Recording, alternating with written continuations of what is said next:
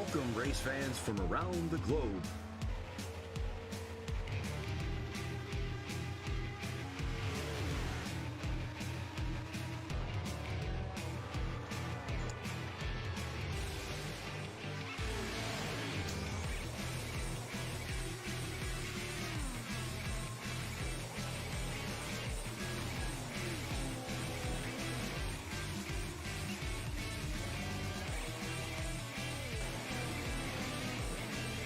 Here they come, out of turn 4, to the white flag, and it's 1 to go.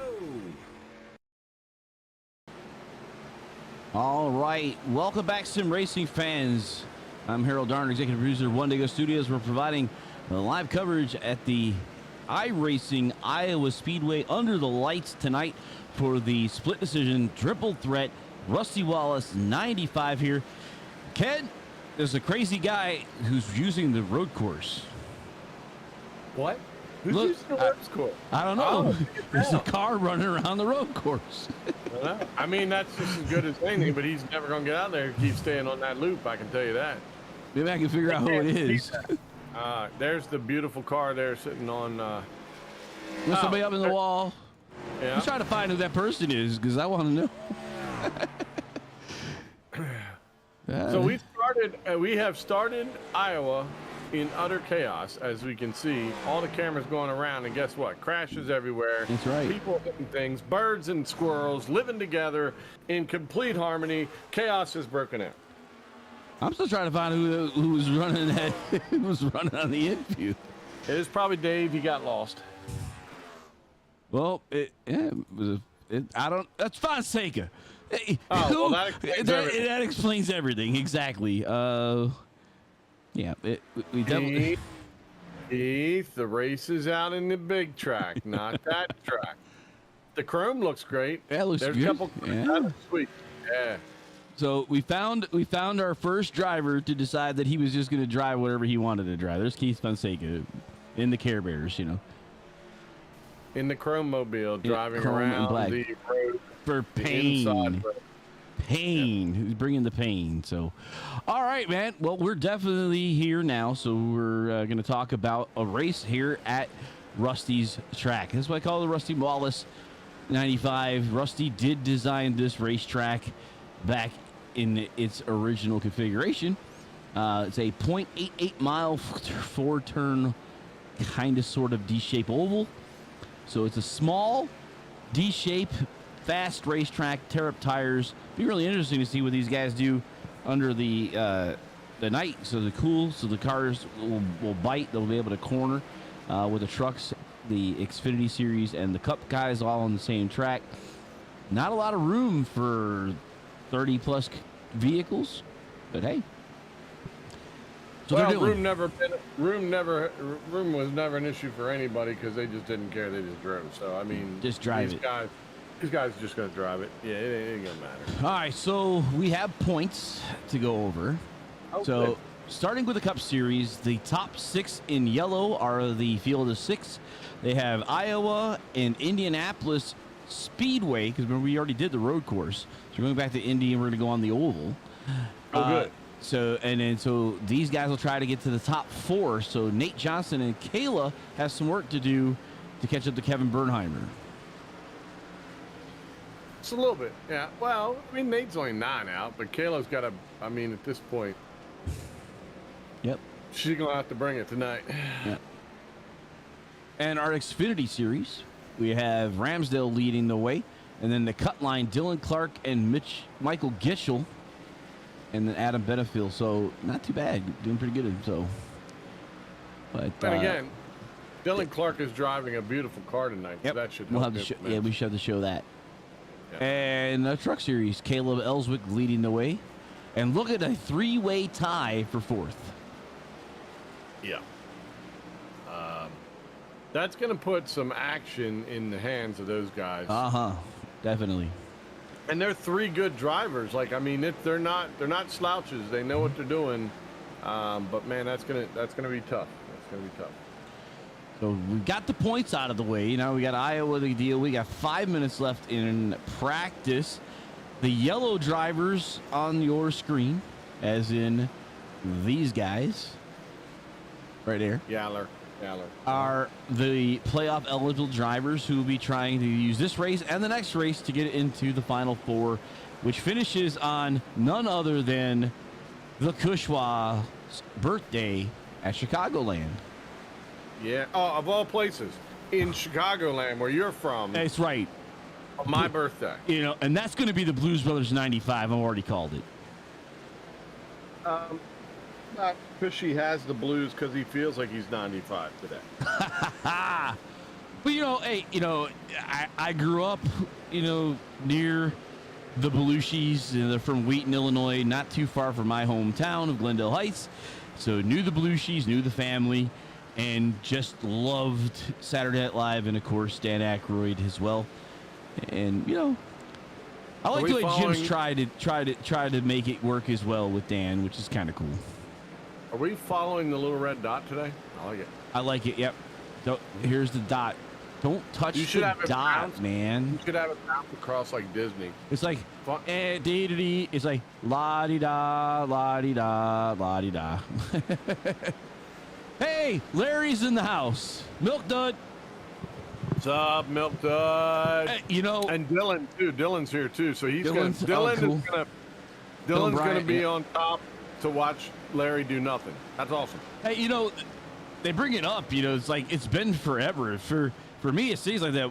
Last Friday, I took Katie and the group to Knoebels, and that was kind of fun, and we had a great time up there. And God made it rain for lunch, which was great. He did. And then we ate, and then we went back on coasters and stuff. Had a blast out there at Knoebels. And then Memorial Day, we spent, yes, I did. I was about to say that. You know, they jumped the gun on me. The Strawberry Kid beat me, but yes. Hey, Dylan Clark, thank you. I got my cup and my Sasquatch keychain. We love it that you guys love us and what we do, so we appreciate it. It's a reciprocal thing. I love it. It's been on my key ring for quite a while. I love the arms as they swing all the way around. Yep. It's almost like Ken. I have a miniature Ken. Yeah. Sure. All right. I carry Ken around with me. And then Monday we went to Dorney Park. Yep.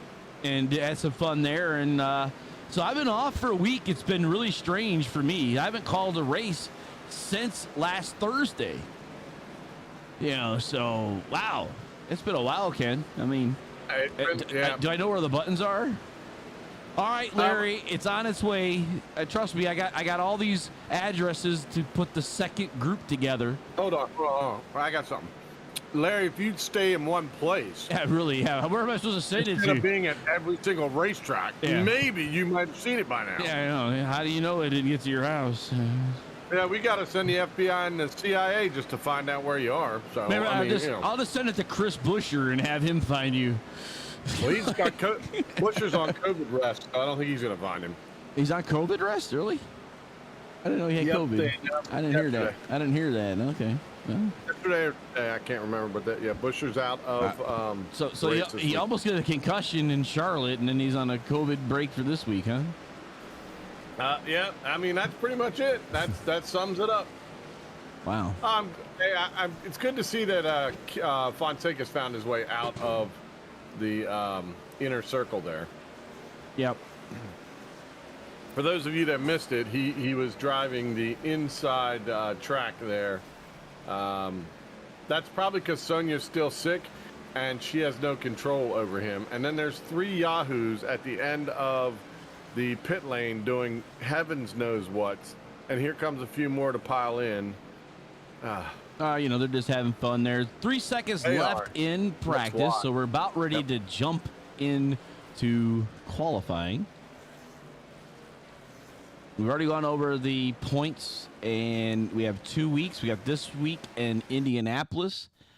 So I do need to go over one more thing then, Harold, because I got called out for it, and I didn't talk about it enough. Just so everyone knows, I waited in line for Crumpies. Yep. This past weekend, yeah, my mother's birthday, and then I didn't give enough love to Crumpies. I will just go ahead and do that now. This month's donut of the month is strawberry shortcake. It is phenomenal. I have had it before, but today is donut day. I highly suggest not going to Crumpy's today because the line will be down around the corner and out onto the other street. But otherwise, get to Crumpy's. All right. Yeah, I've given them plenty of love. The Butt Kicker sponsored weather for the Rusty Walls 95, partly cloudy skies, air temp 73, the track temp is 75, relative humidity 72. This is like about to rain then. 8 miles per hour from the south are the winds. And we got guys already out on the racetrack. Larry, I would suggest replacing Chris for Sunday. That's a good idea. And Patrick, it has been a while since you've called Ramsdell a hack, so welcome and thank you so much for jumping in and doing that.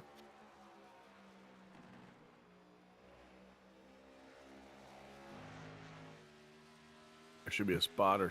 I know, right?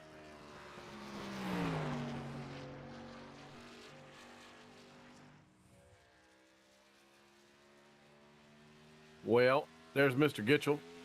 Mr. Gitchell is working on something special. I'm not going to announce it yet, but he's definitely done something clearly special. Not working on something special. He did something special right there. I saw that was very special. Yep, he especially pancaked that right side of his car. Ethan Michaels, fastest on the racetrack in his Toyota Tundra. Coming. It's coming. I'm telling you right now, that one truck is coming. I know he hasn't run a full season, but this kid is fast every week. I can't wait to see what. And you know he's putting pressure on my boy and your guy. You know, even though he's not. I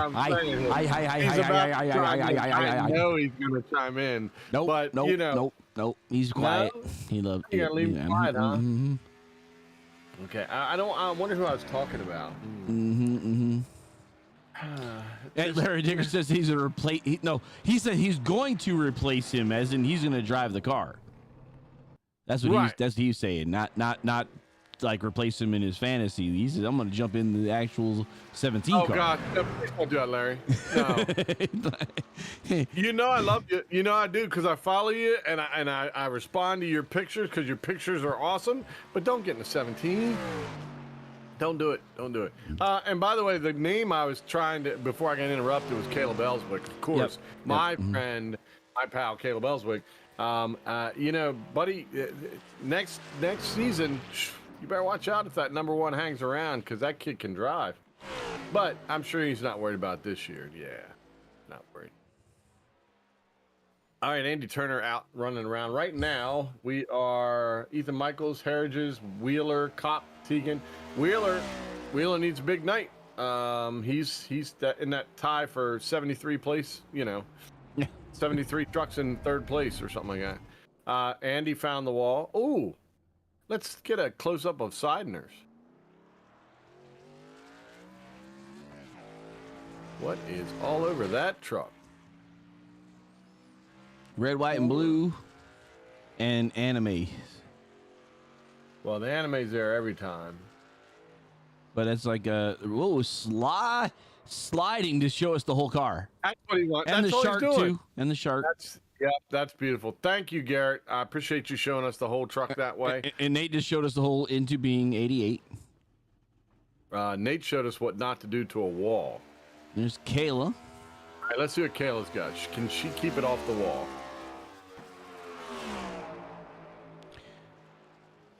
Nice. These cars seem to be struggling a wee bit tonight, Harold. Not a lot of straightaway, and that's where the Cup car definitely will be king. And this is one of those tracks by its size, kind of reminds me of Lucas Oil or IRP in the day Indianapolis Raceway Park. Oh wow, yeah, I remember that one. And there Kayla's smacking the wall there. Yeah. But I think it reminds me of them. That racetrack was kind of tight kind of feeling to it. It's a little bit wider of a racetrack, but it has the same type of feel to it, I believe. Well, I feel like they feel like they already know the track because they've hit. I mean, there, Garrett, got to come to the line, buddy. Got to get to that, boy. All right, Garrett's gonna try it one more time. That time he was demonstrating how not to slide your truck. Okay, there's Bo Ross in the 77.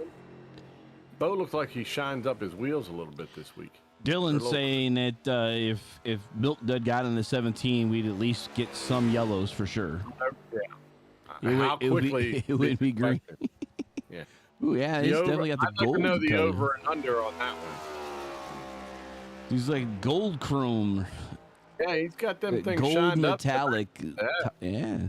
Everybody's got these spec maps going on tonight, so World domination, wrestling and live. Yeah.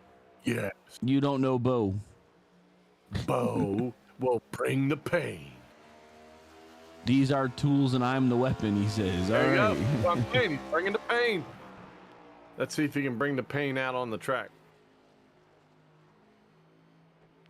Well, Garrett decided he got around and got up to the 5th spot. You got a lap. There you go. That's all you needed, buddy. Good job.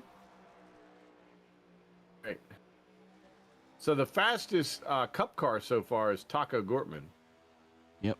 Dylan Clark, the fastest Xfinity. Well, he's driving the most beautiful car out there. I mean, you know, why not? And here's Caleb. Oh, there he is. He waited. He waited. You want to make sure he gave it. It was only him out on the racetrack. That's a pretty smart move considering what's been going on out on the racetrack. So,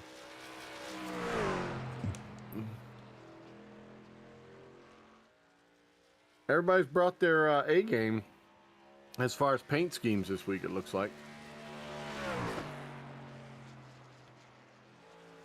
So I guess Larry says he's got your Sasquatch on the car and got some That's top all. 5 times. So He's going to be very happy about that. Yeah, he loves TV time more than most. So that's awesome. All right, All Caleb Ellswick, first time by 9th spot. Good run.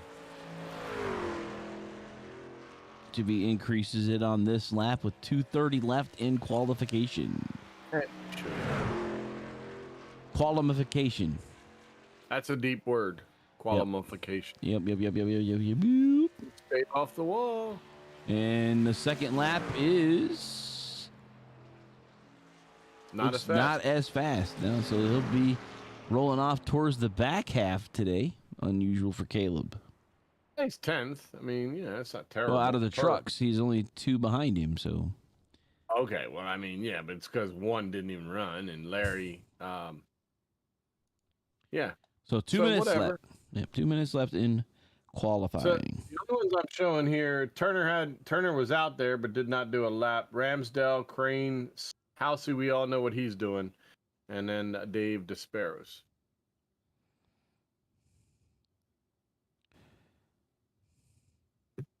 Ramsdale's on there now. Yep, Ramsdale is out now. This is Patrick Anderson's hack. Yep.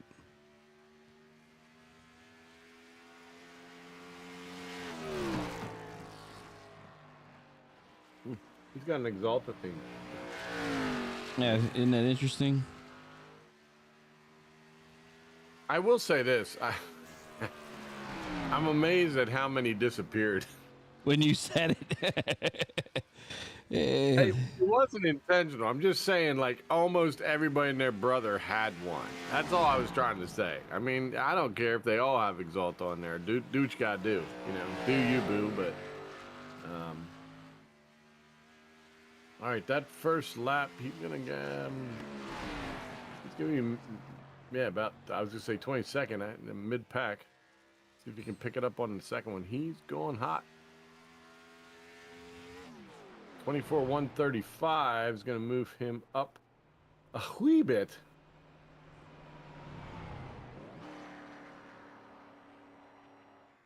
There he goes. 14th. There you go.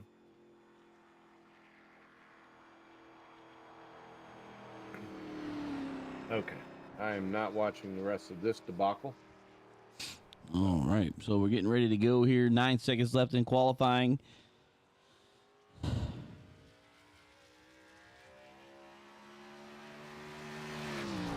So hey, Larry, you're listening and watching. Is this the first time Xfinity's been to Portland, Oregon? What track is this?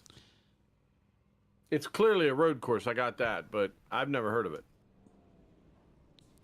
All right, we're gridding up now, so we'll get to Grid it up. Put it on the griddle.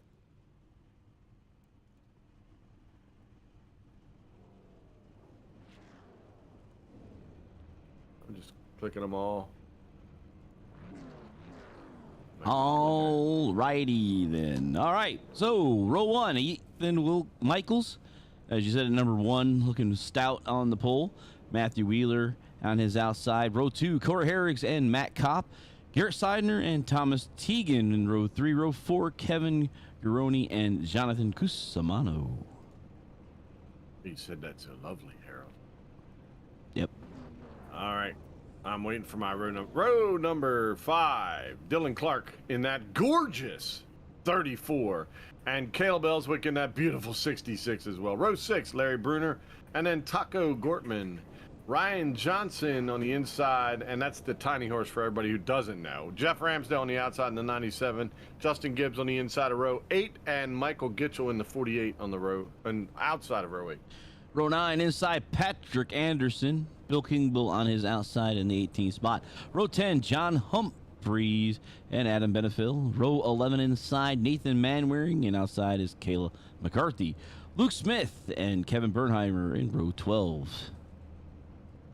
Row 13, Dave the Boss Gilbert with Keith I Can't Find the Regular Track Fonseca on the outside of him.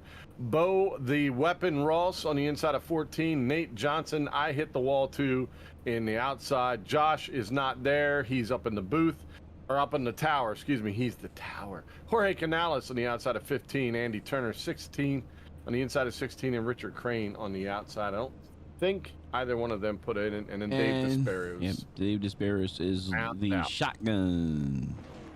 Shotgun. Don't Maybe shoot that's shotgun. Yeah, that's right. That's what happened.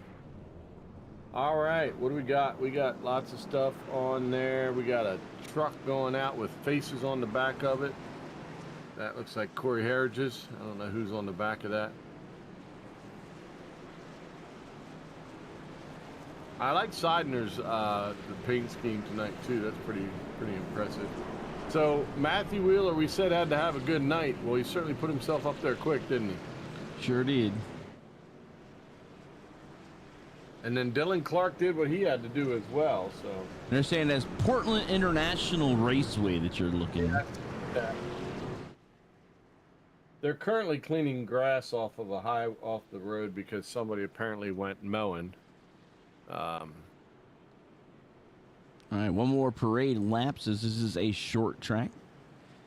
So another parade lap going in for Iowa, and then we'll get 95 minutes of racing coming your way. Short track. You know, Harold, it's awfully disparaging to call it track. It's not even a mile, man. It's smaller than Dover. Yeah, but they're sensitive these days. He's more like vertically challenged. Vertically challenged. That's exactly right. We are at the Iowa Vertically Challenged Speedway. So the truck's out front right now, but that probably won't last. And by the time we start doing green flag pit stops and everything else, that'll definitely spread this out as well. But tight track for all these cars and trucks. All right, pace car getting ready to get off the way as we're in turn number 4. Getting ready to go racing here with the number 1 of Ethan Michaels, waiting for the green flag. Green in the air, and we're back to racing. 95 minutes. We go. That's right. Yep. We'll do 2 stage breaks. One of them at the 70-minute, and the other at 50, right? 40. I called it 40, yeah, 70 and 40. Oh, and we got we'll a car doing... slide around at 12. That's Corey Herrigs. We may get to see whose face it is already on the back of the truck. He's still in the grass back there, right? Yes, I believe he is. Corey all the way, try to get to him. There he is, and he's able to get it back on the racetrack.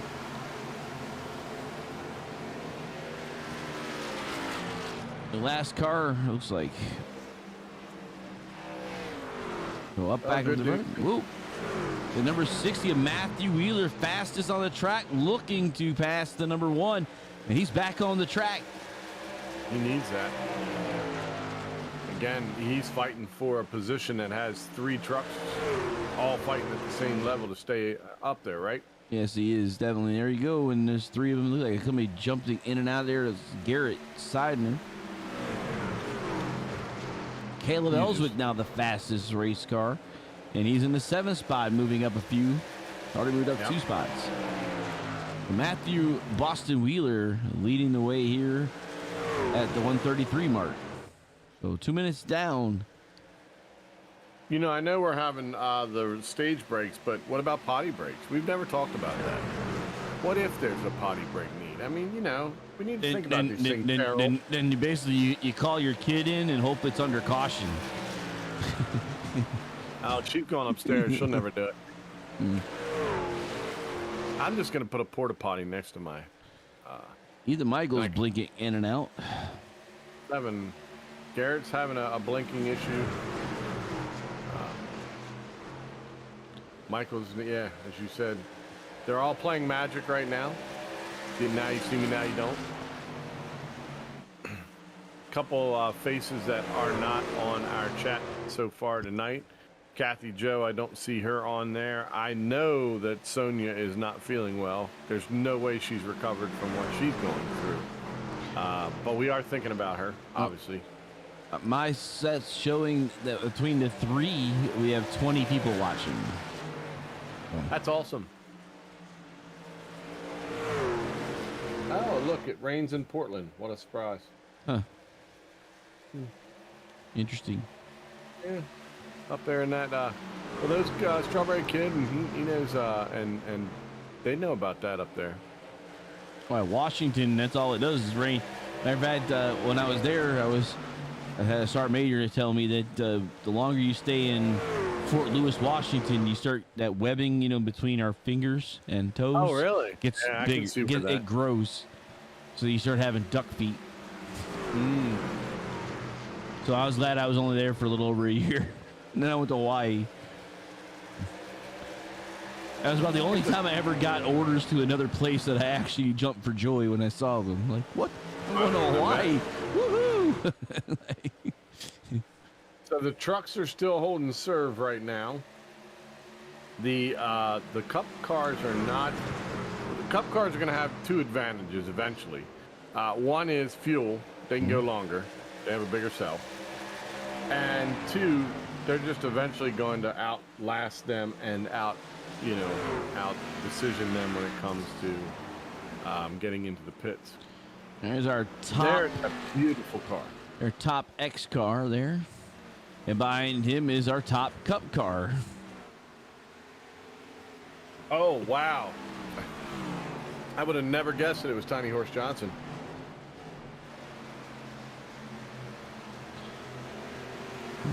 A handful, looks like, for Mr. Dylan Clark. We saw him going a little bit sideways coming off of 4. Yeah, the Xfinities, when they were qualifying, they seemed to not be able to throttle out of those corners quite as much. And what's the distance on this one, Harold? 0.88. 0.88. Yep, not quite even a ninth. So, yeah, he lives in Eastern Washington, so that's a little. He's on the other side of them Olympic Mountains. Oh, he's on the mountain to take all the moisture. Yep. He's away from the coast, so he's on the other side. So, be over there by Idaho, right? The long neck of Idaho. I believe you are correct, but I am not I should do it.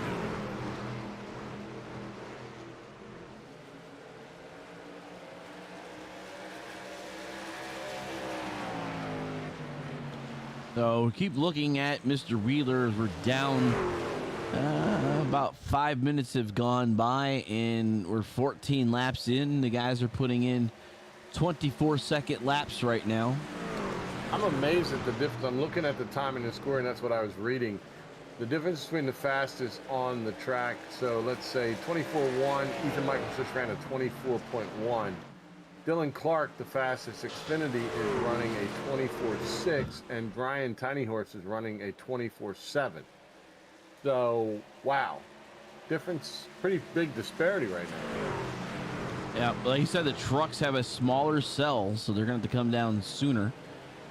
So we'll see how that plays out as we continue to race through here. And on a track that size, Harold, I would assume they're going to lose laps pretty quickly. Oh, yeah. If you're in.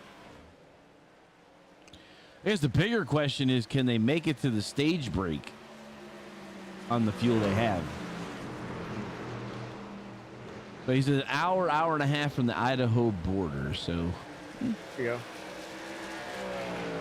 The mountains are beautiful, though. I mean, I was on Mount Rainier several times. You know, going to the snow line was a blast in July. So it was like super hot and humid down low, and then you get up into the mountains on the snow line. You throw snowballs at each other in shorts. I don't know. Never been out on the West Coast. Pretty cool. I assume you're right. Somebody go with you. Well, they're not they are their mountains are peakish, like they go up straight up, not like the Appalachians where they're rolled, you know, like they've been rolls, you know, like the hills kind of thing. Oh, I know. Yeah. The Olympic mountains are definitely more like pinnacle. Oh, sure. Well, there's about 10,000 feet difference. Oh yeah. Depending on where you are. In West Virginia, it's probably about 8,000 foot difference. But I don't know. How tall is Rainier? 14,000 feet? I'd have to look it up. I don't remember. Never got to the top. I went up to go twice, and you would go to this camp. I want to say it was Camp Paradise. And you have to check in with the ranger, and you spend the night there. And then the next morning, you make the trip up. At least that's how it used to be. And every time we wake up in the morning, because they have to clear the mountain for the day before, were missing somebody from the day before, and we couldn't go up. Anytime I show up somewhere and someone's missing from the day before, guess what I'm not doing? Going up. I'm going to be like, wait a minute, excuse me. So you're saying that the crew that went up yesterday, one of them didn't come back. That's correct. That's right. Oh, well, it was good seeing you. Keep my cash. I got to go. Oh, into the wall. Oh, hold on. Oh, he's going around there.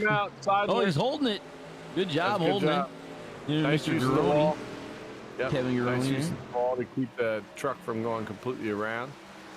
Now he's got to kind of take a breath. Caleb Ellsworth quietly moving up to the 4th spot. Oh, it's a plan. It's the plan. Plan. Now you see me, now you don't. That's exactly right.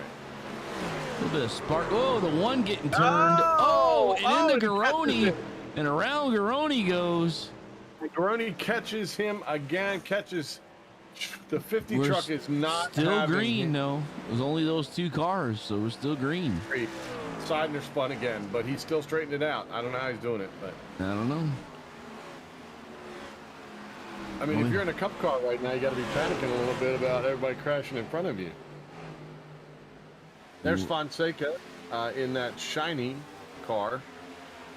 So Kevin Garoni in the pits right now trying to get some repair done. I'm sure that fast repair. See, not in the pit box yet. We'll see. He's on pit lane.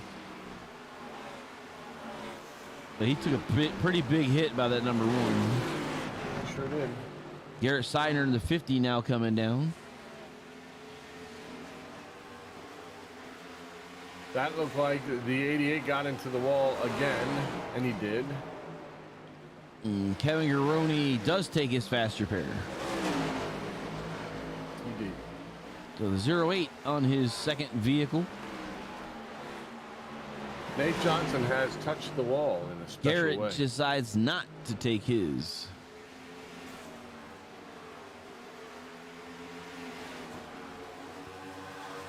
Oh, I'm sorry. I was incorrect. Strawberry Kid telling me I was wrong. The Olympic Mountains are actually more towards the ocean. The Cascade Mountain Range is Mount Rainier. Sorry. Harold will be completely beaten tomorrow, so I'll take care. I'm sorry. I was there in 1992, 96 and 97. It's been so long he can't even remember what year. It's been a long time ago, but it's fun. I loved it. I loved it there. It did rain a lot though. Was that in 1833? Shut eye. I remember the military. Hey, you're older than me anyway, so hush. Yeah, but I could I got that. I'll have to call up Miss Susie and find out what you done forgotten. No comment. I'm sure she'd tell me too.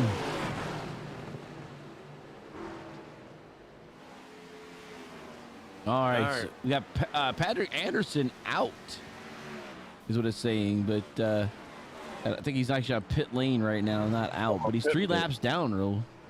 And there's the hump coming out. He's got a little bit of damage. He's been humped. Yeah, he looks like he got humped. So that's quite a lot of damage on the back end of that car. But Strawberry Kid, you know, he's just keeping me on my toes. What, you being old or just in general? No, about where the mountains are located. I just know that Mount Rainier is in the back of Fort Lewis. That I remember that. Hold it, Keith. And there's glaciers on it. Fonseca just had a fun ride into that turn back there, turns 1 and 2. The car wanted to go up. Andy Turner right in front of him, Kevin Bernheimer behind him, and there you see Klingbeil as well. So the Cup cars are moving ever so slightly forward. Ryan Tiny Horse Johnson's in 7th, Taco Gortman in 8th. Kremitz down. Kremitz just jumped to 12th, and Kayla's in 14th. So they're making their way up. Dylan Clark, of course, still fast up front, riding in 5th. Tegan's on pit lane. John Humphrey now on pit lane. Looks like Caleb has already come down as well. So he's a lap down. Well, that demonstrates how quick, you know. That was only 9.6 seconds. I'm wondering as maybe right side tires and fuel. Yeah.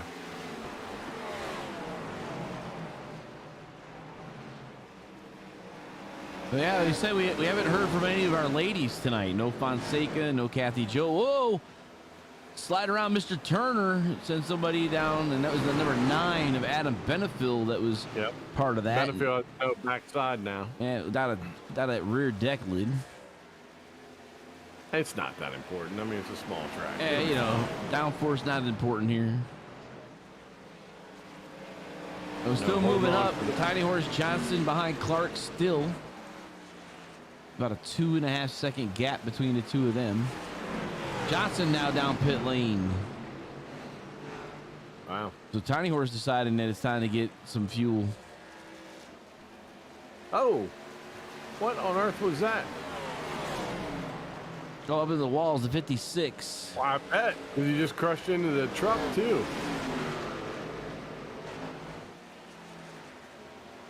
That's Nathan Manwaring. I don't know what's wrong with the car, but he came down onto a truck, and now he seems to be stuck up high. Matt Kopp is the second place car here, or the truck, in heavy traffic. All lapped cars. Yeah, it's chaos. The 22 just trying to pick his way through.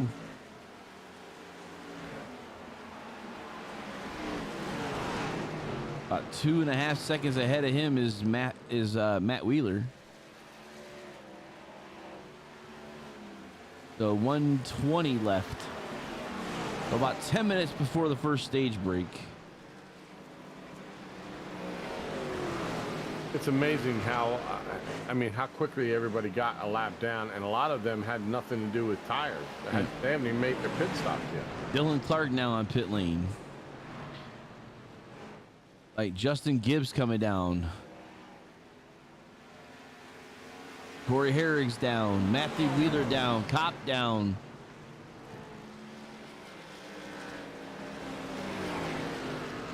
Yeah, it's a good bit going down now. A couple of them still out there.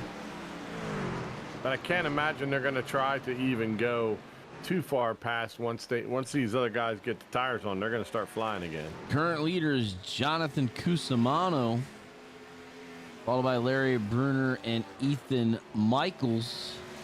Nathan Manwaring at 56 and Adam Benefiel in the top 5 all have not pitted. Larry Bruner now down pit lane.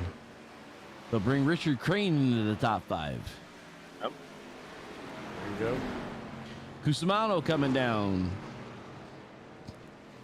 Yeah, like I said, Bruner's coming. Like I said, there's no way they're going to run a long, long time more than everybody else. It's just there's no way it's going to work that way. With Cusimano down, Ethan Michaels inherits the lead. See what he does. He's sitting on 40.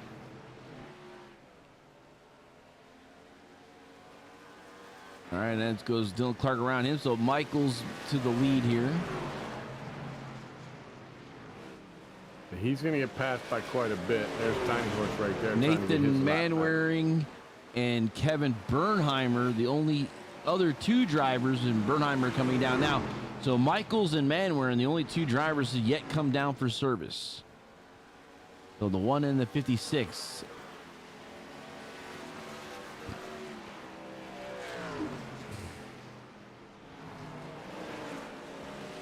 Interesting strategy by Caleb Ellswick to go with the 2-tire stop. Puts him in basically the command right now, the commanding lead over the rest of the group that have pitted already, as he's got about a half a second lead over Garrett Seidner. Yeah, but I mean, Ethan hasn't gone down. He's going to have to, but he hasn't gotten down there yet. Mm-hmm. And the question is, do you run out of gas? We didn't talk about how far they could go on a tank of fuel. That's right. Hey, there's April. She says, I got a root for my boy. Oh, it's all right, April. We pick kiddingly. Yeah, we'd be surprised if you didn't. That'd be a shock, that's for sure. There's our back in black 25 down there. Yeah, Larry Bruner, he's shown on the lead lap, the very last car on the lead lap. So going to 116, about 6.5 minutes left till the stage break.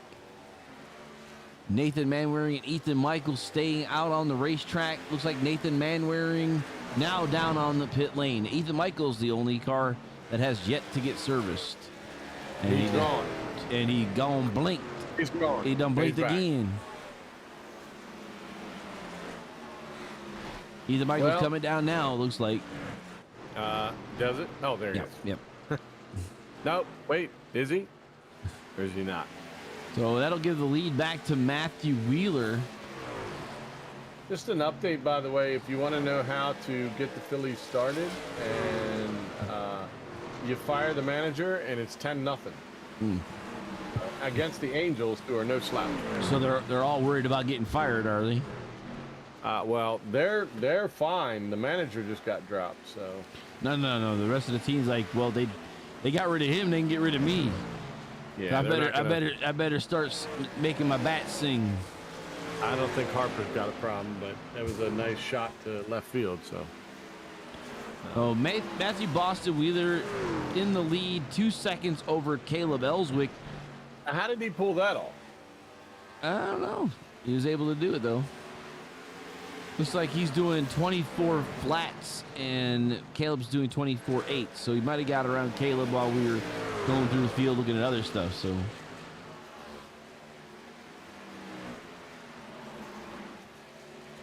we've got almost five minutes left to go here.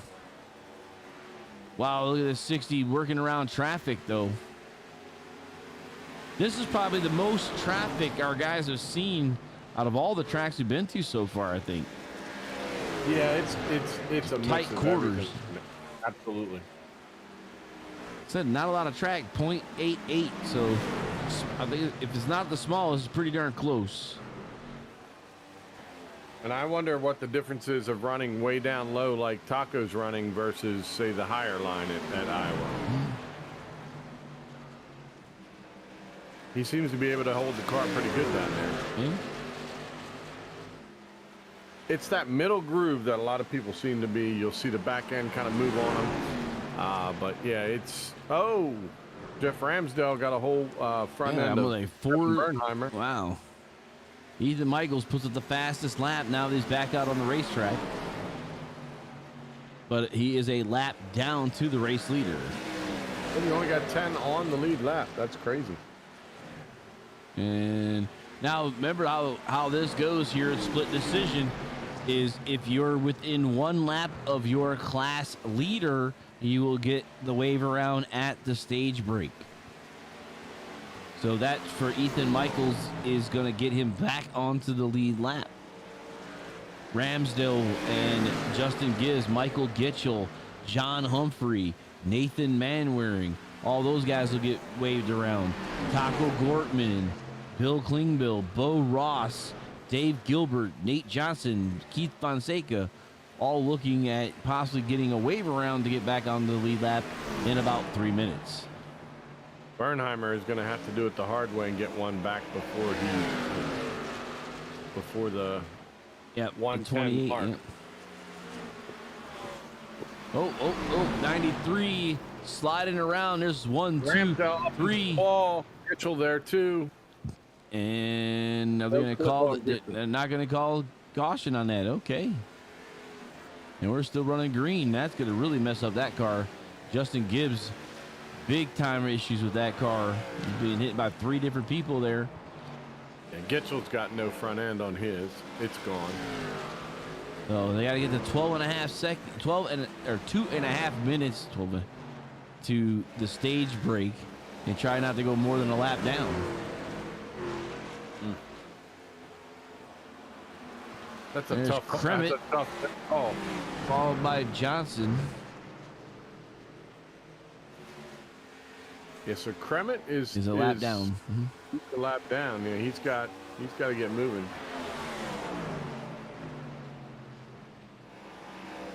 So down is Justin Gibbs. He'll go down 2 laps now. And doesn't look like he's going to use his fast repair. About that. So 140 now left before we go to stage break. So Kevin Bernheimer still the first car 2 laps behind.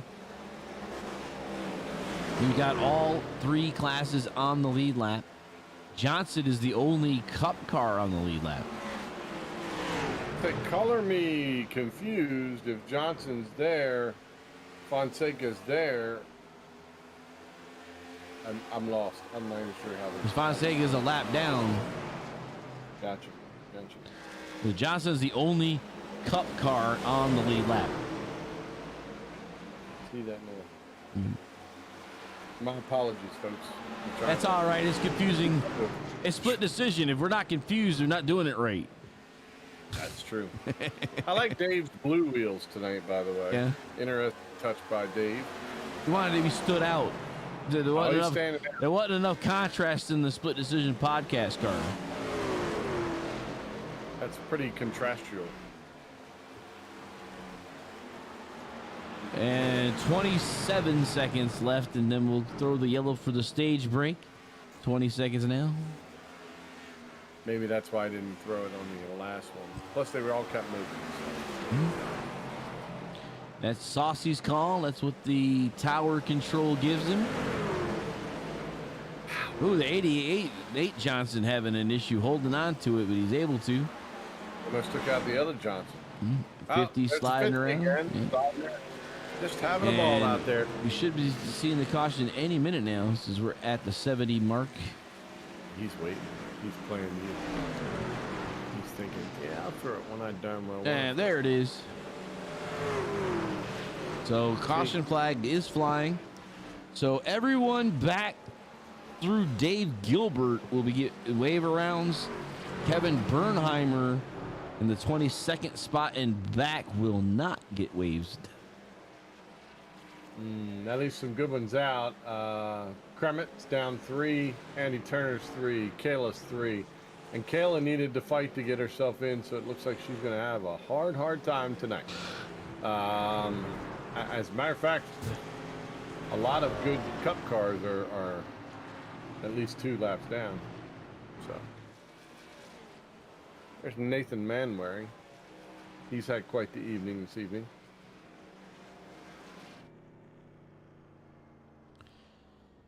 So, at number 60, Matt Wheeler gets the nod for the stage win with Caleb Ellswick, Matt Kopp, Seidner, and Thomas Teagan for the trucks. For the Xfinity Series, we're looking at Dylan Clark takes the points, Michael Gitchell, and Jeff Ramsdale, Manwaring, and John Humphrey. And the Cups cars, Ryan Johnson, Taco Kermit, Gortman. Yeah, Taco Gortman, Bill Klingbeil, Bo Ross, and Nate Johnson are the stage points guys for tonight. As we see guys now on pit lane for servicing. Taco's trying to throw you off with his name there. Yeah, I know.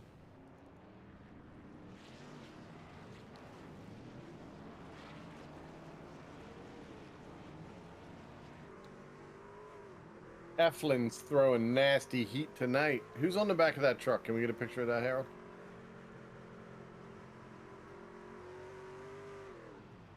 Something about Mission Brief. I don't know. On YouTube. Yep. Well, if Corey's in the booth tonight, or if Corey's number 1 tonight, we'll ask him about that. Maybe that's Ellswick?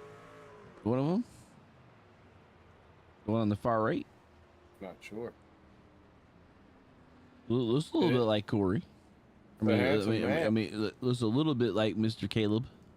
It's a handsome man on the outside of that, so could be him.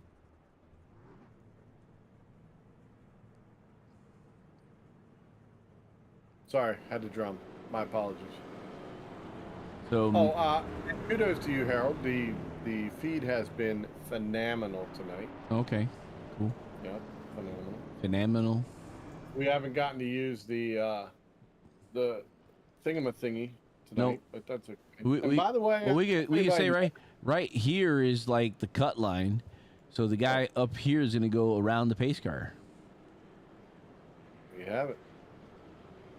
We can say that not last week, 2 weeks ago, guess who did not visit? Oh, yeah?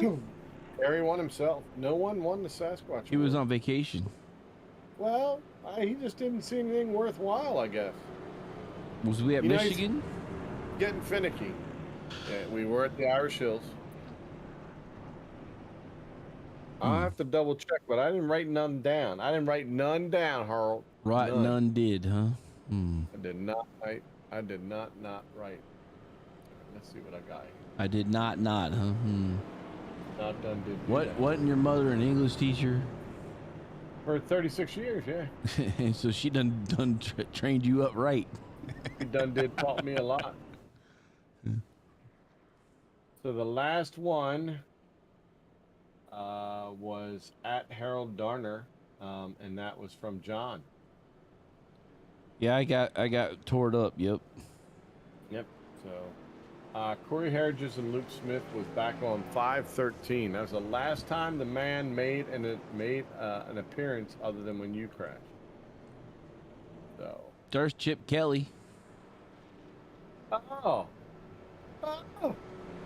Well, isn't that nice? Thanks for joining us, Chip. So good to see you. I don't remember talking to him in the last race. Do you, Harold? No. No. I believe that he's, maybe maybe he's like Caleb. He only likes you. Sure.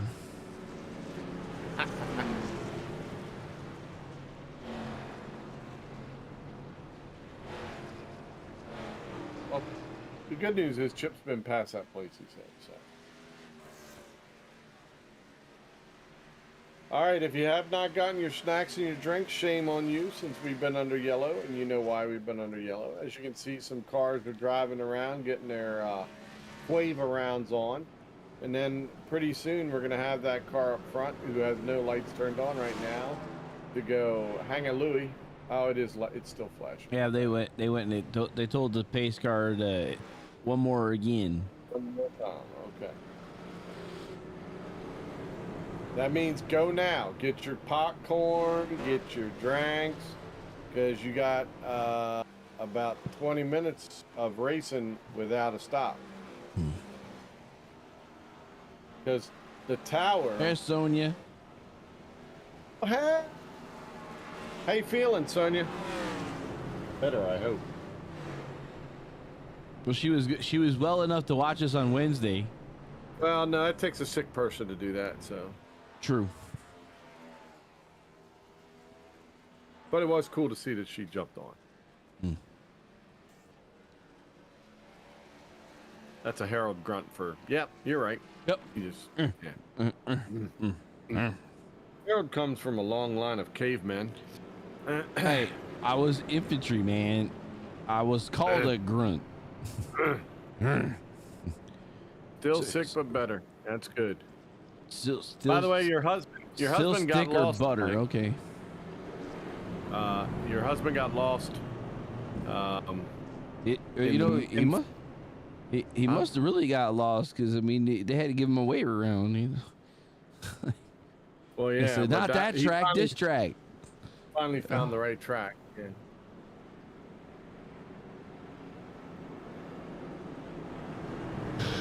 That was his way to tell Dave that they don't have enough road courses in this series.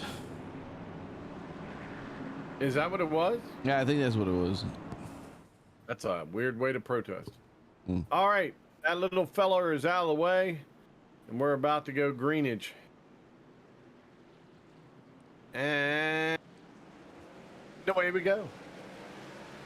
Might have been a little spinning of the wheels there from the 50-sider on the outside there. How he's been up to...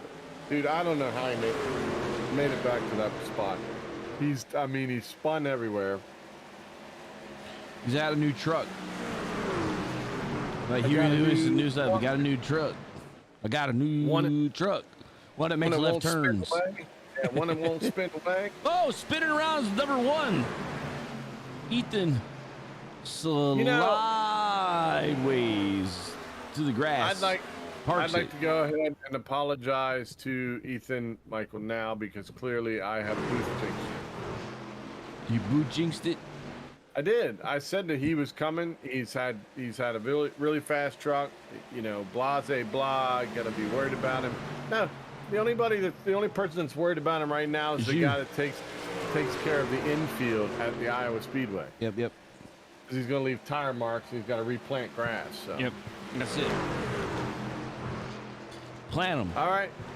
Seidner has decided that a new truck might be a good thing, and while he's doing that, being out in the lead is better than being from behind. So. That's right. So let the cameraman work us around the racetrack for a bit. Ooh. Let us do that. There goes Fun Signal. That guy we were talking about earlier.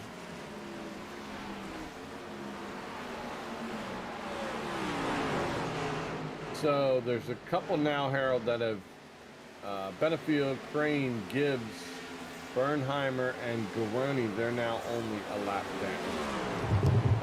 Kayla's 2 down, Kremit's 2 down, Andy's 2 down. So that's going to be a long back up. Especially if the man in the tower with the power says, you don't need no stinking cautions tonight. So, well, you know, Chip's saying that he hasn't spiced up the broadcast, man. Oh, well, perfect the cabbage, my friend. That's right, perfect it. Try mellow yellow and cheese curds. Okay, I've got mellow yellow in my fridge right now, and cheese curds. I just go down the street to DQ, and I'm good to go. That's a good idea. Thanks, Chip. I want to get them for tomorrow. Maybe when I go to work on my message tomorrow, I'll grab some cheese curds on the way over and take a few mellows with me. a good idea.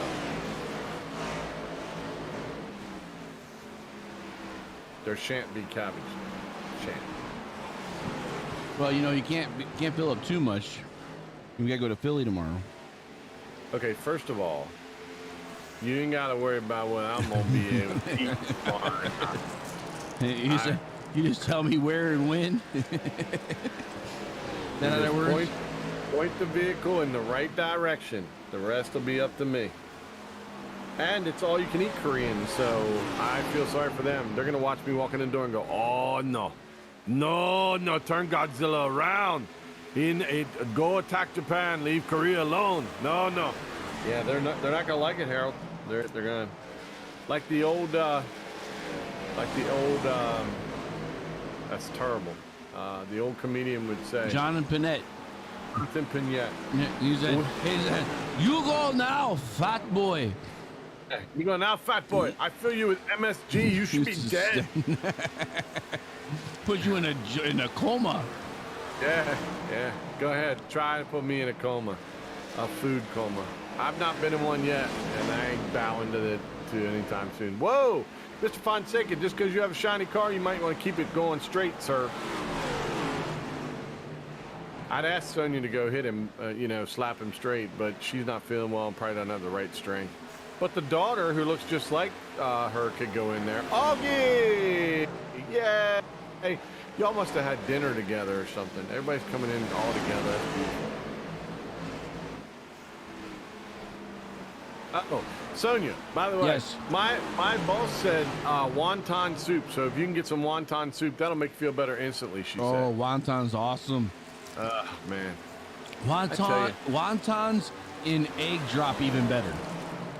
I'm not sure how we get on food every single week, but I'm not going to lie. I do.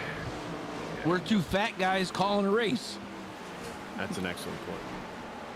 Fat guy in a little booth.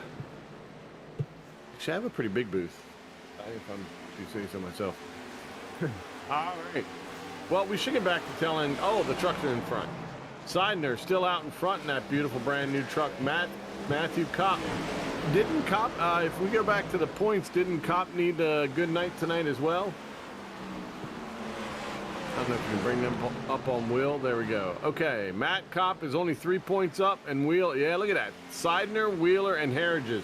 Yep. Well, up front you got Seidner, Kopp, Harridges, and Wheeler. What? Yep. There you go. Pushing it. Somebody told me there was a points race going on. Hey, how about that? See, Augie says egg drop. Ooh. Well, not been able to eat since Saturday. Ooh. Oh my God, she has 57 different things going wrong with her. I'm surprised she even has a nose left. Like, it should probably drain right off her face.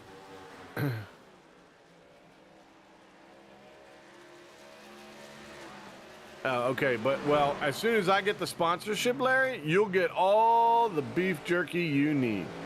Sonia, and by the way, Sonia, you can just suck it through a straw, the egg drop. You don't need to eat it. Just drink it. Oh, she doesn't have lungs left. Well, have him put a funnel on your face and just pour something. Wow, like an IV. It could be like a pit stop. Keith will come in. Okay, lean back, funnel, and then just pour it in. Yep. Yeah, I'm sorry that you're going through all of that. I really am. That's terrible. But hey, if anybody wants to know how to fight it, you'll be able to tell them.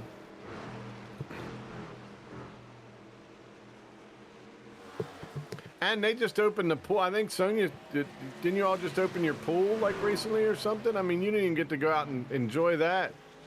That's so sad. So sad. Second stage is 40, so we're 14 minutes from that start. Sorry, kid. Sorry, I just looked up. I apologize. There you go, Og. You got it right. Put a little bit of Tabasco sauce in there, man. Oh, yeah. You're exactly right. You're exactly right. Yep. In Korea, we put Gwanjong, the red pepper paste. So good. I ain't putting none of that Gwanjong 3 long. Gwanjong. I don't care how you say it, Harold. I'm still ain't putting it on my food tomorrow, so don't even try. Let's see. Dylan Clark leading for Xfinity. Ryan Tiny Horse, I'm not always in the lead. Johnson is leading it for the Cup cars. And then it's all about the trucks tonight. All about the trucks. Except Ethan Michaels, who's having just the time of his life, spinning a lot. Speaking of spinning early, like we're on it. We have a great big convoy running through the night. This big old convoy, right? Right? Convoy. You opened it in April? What the heck? I hope you have like a heater or something in April, because I know I was down in the Richmond area. You can't tell me it was that warm in April. I was down there for Esther, and Esther wasn't that warm. So Dave Gilbert in his blue car, in his blue wheels, is about to get passed by the blue. Oh, there, Turner in the wall. And somebody else went down. Oh, Turner just clipped somebody else and sent him airborne. I don't know who that were, but that didn't look good either. There should be a yaller. There ain't, but there should be. I'm telling you right now. Oh, wow. Taco Gordon. Sonia saying the kids were in the pool. It was 62 degrees outside. That's pneumonia weather. She knows all about that. She's got that. Pneumonia, bronchitis, sinusitis, I left my itis. I tell you though, around here though, you could tell that last week was Memorial Week. Oh man, the cars were backed up to 40 on every entryway in the Northeast when I came home tonight. Oh, I hate it. It's not been that way since before the pandemic. This is like the first time it's been that bad. Hold on. It's not been that way since last weekend when Joe Biden was home. Other than that, you know. I wasn't here, so I don't know. So I didn't really care. But but this week I saw it, and I was like, this is nuts. Yeah, I hate this area. Anyways, moving on. Justin Gibbs is in as well. Let's see here. Couple guys coming down. Dylan Clark down. Andy Turner. Yeah, but these are scheduled pit stops. Mm-hmm. Yeah. Yep. Taco came down, but he didn't. They 9-2'd it. So, all right. Well, maybe he didn't get damaged. I'm guessing Andy Turner and Justin Gibbs got damage. We don't know who was in that crash.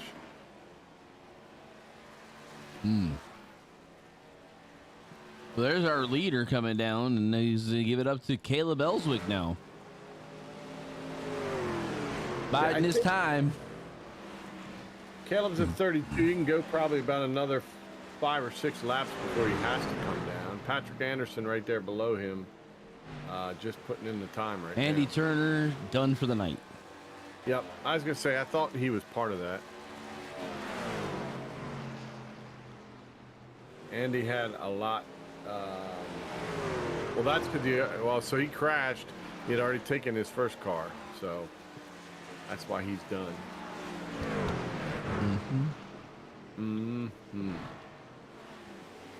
So about 10 minutes till the final stage break for the Into Being LLC split decision triple threat for the Rusty Wallace 95 here at the Iowa Speedway under the lights at night in Iowa.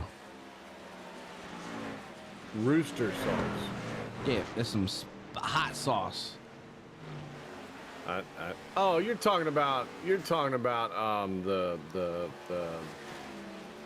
what's the real name for it, Harold? It ain't rooster sauce. It's Sriracha. It's a sriracha, but it's a certain brand that has a rooster on it. I know it's sriracha. It's sriracha. Yeah, because sriracha is an actual name brand. Right. Sriracha. But I like Texas Pete's. We're gonna start getting specific. I like I put that crap on everything. What's that one called? It's up in my thing right now. I'll figure out what that one is. Hot sauce. Hot sauce. Garrett Seidner out right now and just took the fastest lap again. Nothing better than a Harold response. Frank's Red Hot for Chip. That's it, Frank's. Yep, thanks, Chip. Appreciate it. Frank's got a rooster on it too? No. Frank's just said. Frank's is Oh, the one the that other said is one stuff that you're thinking. Okay. Yeah. But we call it. We do call a race for a hot sauce sponsor. Yeah, but we don't get any. No, I know we should. So Rick's Hot Sauce needs to deliver some hot sauce. Amen. I need it for my my old my Chesapeake eggs. I make. There you go. That'd be some good stuff. So no guanjong for you at the Korea place tomorrow. I'll have to make sure you get extra. You know what? Okay, so I'm gonna back that up a little bit. Hold on. And here's why.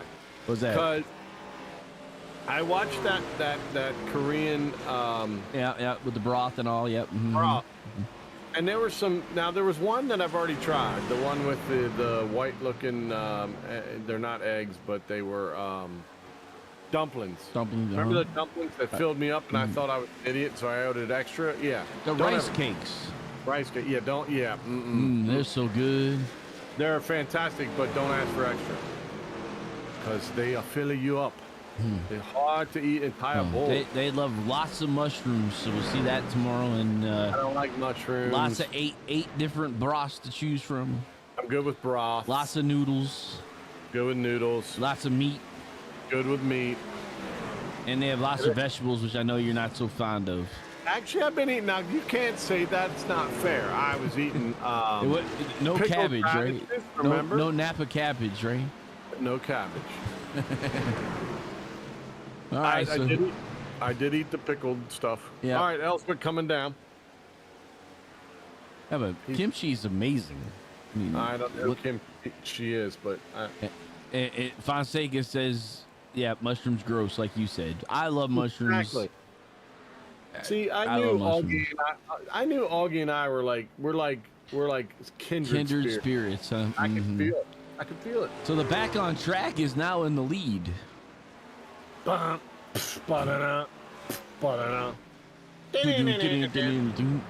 42 laps. And now he's coming down. Yeah. I've done my lap. I'm off the track. I'm off track. I did my lap. Going back. All right. Seidner is blinking in and out. So Seidner's been blinking in and out, but he's still in the lead, right? Yep. Whoa, something just electrocuted me, bro. Your machine just electrocuted me. I like it. I put my foot down there and went. Whoa, there it is again. Ken's Cabbage Patch is $1 million idea. I mean, I'd support it. I just wouldn't eat it. Ken's Cabbage Patch. I would hate to see what those dolls look like. Oh, they'd be gorgeous. And I'll be coming out looking like Sasquatch. Some people have seen me live, okay? They know what I look like. It's hard not to look away. It's hard to look away. Well, you know, when there's a train wreck, you don't look away from that either. Hey, it's like a tractor beam. They go, wow, now that's a tall glass of man right there. And they're right. They are right. No doubt about it. So I met my daughter's new friend, boyfriend, or whatever we want to call it. Guy friend thing, Guy whatever. friend. I don't think he knew I was as big as I was, because apparently he was excited to meet me until he saw me, and then he couldn't say a word. So Well, Dad 2.0 knows how to make metal go really, really fast. I have the same abilities, Harold. Oh, when I pull the trigger, whatever I intended to ain't there no more. Are you saying I don't? I didn't say that. I said I know how I am. That's hurtful, Harold. Hurtful. They paid me there in the army to do that, make people disappear. You ain't gotta pay me. I know where to put them and how to put them there and all that. I don't need help. All right, Garrett Seidner back out in the lead after everything's been evaluated and or anticipated. We got 4.5 minutes to go. There'll be another flag where you can go to the potty, get your last drink. Just set up for the finale. It's set up for the finale, which 90% of the people join us at that time. And then we're gonna race for a lot of places and a lot of positions. Some people are gonna get disappointed tonight. Others gonna be really happy. So. And Keith Fonseca somehow, some way, through all of it, has come out. Oh, now I see why. Never mind. Keith Fonseca is in. Yeah. He's the highest one only because he's been out there since Christmas of last year. So he will have to pit soon. It's all right. Hey. Maybe, hey, it's better than being a lap down. No, maybe he can go 4 more minutes. I don't think so. And if he can, man, that's strategy. That is tragedy. I'll give you that. But he's going to have to go conserving all. And our numbers are climbing. We're at 25. If you have not shared this and you're listening to our voices, then you obviously have not been listening to what we tell you. Share it. Oh, you know what? I'll just demonstrate. See, I'm gonna give it a little bit of love. Share it, carry it, liking, wrap it up in a bow. Laughing about Chip Kelly. Lots of laughs in Chip Kelly. Wow, because Sonia's still alive, and then crying because Sonia's going through what she's going through. See that? There you go. Some excited, some really disappointed. Sounds like a regular night at the Cushwas. You know what? That might be true, darn it. I don't know that. You know, I used to like Chip Kelly. I don't remember when it was, but there was a time. There was a time. There was a time when I liked the guy. Hey, well, Chip's your thorn as well as Caleb's mine. So hey, we're even. Oh, is that what it is? Yeah, I think it is. Caleb likes to get under my rib, and Chip gets under yours. Look at all those people just bombing away. I love you guys. You guys are awesome. Thank you so much. Thank you so much. Chip, I'm not talking about you. I'm talking about my friends. The bombs. That don't talk smack about me. Smack about it. Dylan Clark moving up here. You see him in that beautiful 34 in it all sparkly chrome and such. Okay, Fonseca's got 52 and he's got 2 minutes left. I don't know. He is currently running 26s versus everybody else's 24s. So, unless he gets passed by Ryan Tiny Horse Johnson, who is hauling Bunzes's, yeah, I don't. Wow, 2 seconds behind still. If he does it, that's a heck of a strategy move, and that will put him out. That'll put him out in the lead.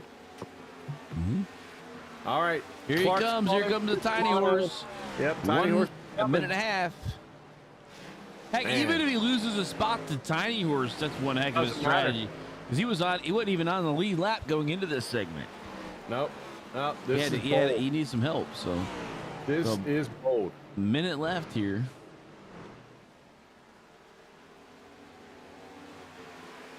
Now he can't get in, right? I mean, can he get in? No, get into the. He's out. Yeah, next round. He's out. Okay. So he's going for the win, is what he's doing. He's going for the win. Yeah. But he's trying to go for a good night, you know. I give him credit. I'll give him credit. This is a hair move right here. Lots of hair on it. That's for sure. All right, look at that. You guys are awesome. Let me get back into that. Let me give you some more of this. 40 seconds. Boom, boom, boom. Bam, bam, bam, bam, bam. We are lighting this thing up. Yes. 30 seconds. Looks like he's going to make it. It's an Activate Stars party. Activate Stars party. Oh, now he's coming in just before the break. Very smart, because then he'll be the first one out.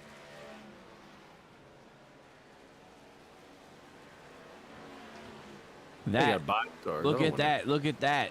As he comes in, 4, 3, 2, 1, caution. Bam. Wow. Keith Fonseca, you beat. One nice move by him to get himself in a position to make this work. Everybody sends stars, huh? I don't have any stars. You got to buy stars. I ain't bought no stars yet.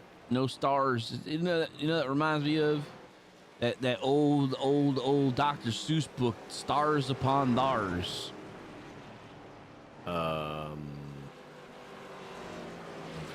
There were characters that had stars on their stomachs. Oh, And they said they were better than the ones that didn't. I got you. It was all about racial disparity. You know, Dr. Seuss knew how to do stuff like that. What? He's out of control. Dr. Seuss is out of control.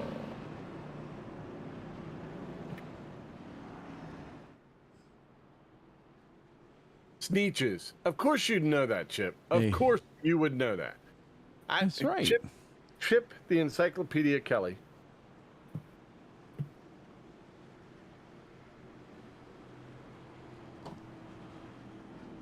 Well, Dylan, So- you move on up. We'll be more than happy to call your thang. We'll call your race. We will bring you into it. We will do all kinds of fun things. Yeah. Oh, so Dylan's in the Monday night group, so he's raced with me before. So he's Listen, working. I'll call on, anything Dev. they tell me to call.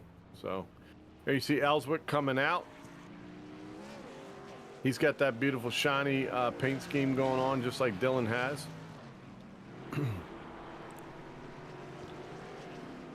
All right, how well did this work?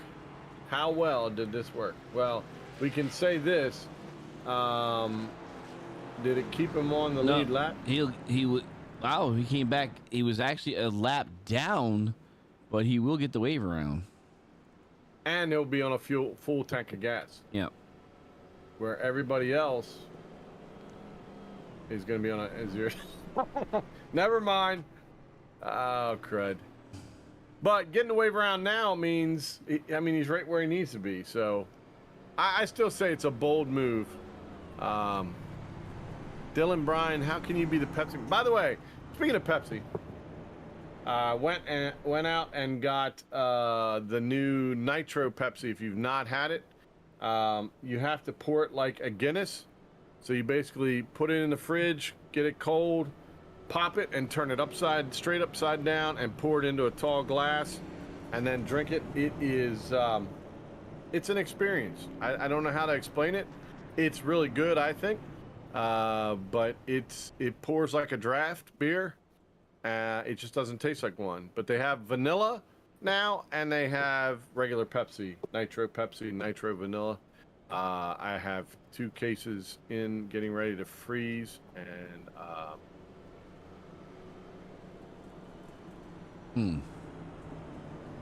you should try it out if you haven't. All right, so waiting for the wave arounds to happen, and then we'll get ready to get this last 30 minutes or so in. With all the top 5 of the trucks all in playoff contention. You only got 9 people on the lead lap. Yeah, they're going to get waves around here in a minute. So a wave all the way back to Kevin Bernheimer made his way to 1 lap down. Yes, So Justin Gibbs will be the first car not to get the way around. So 22 will be on the lead lap as we start again. I think you're about to see the truck race get real interesting real quick.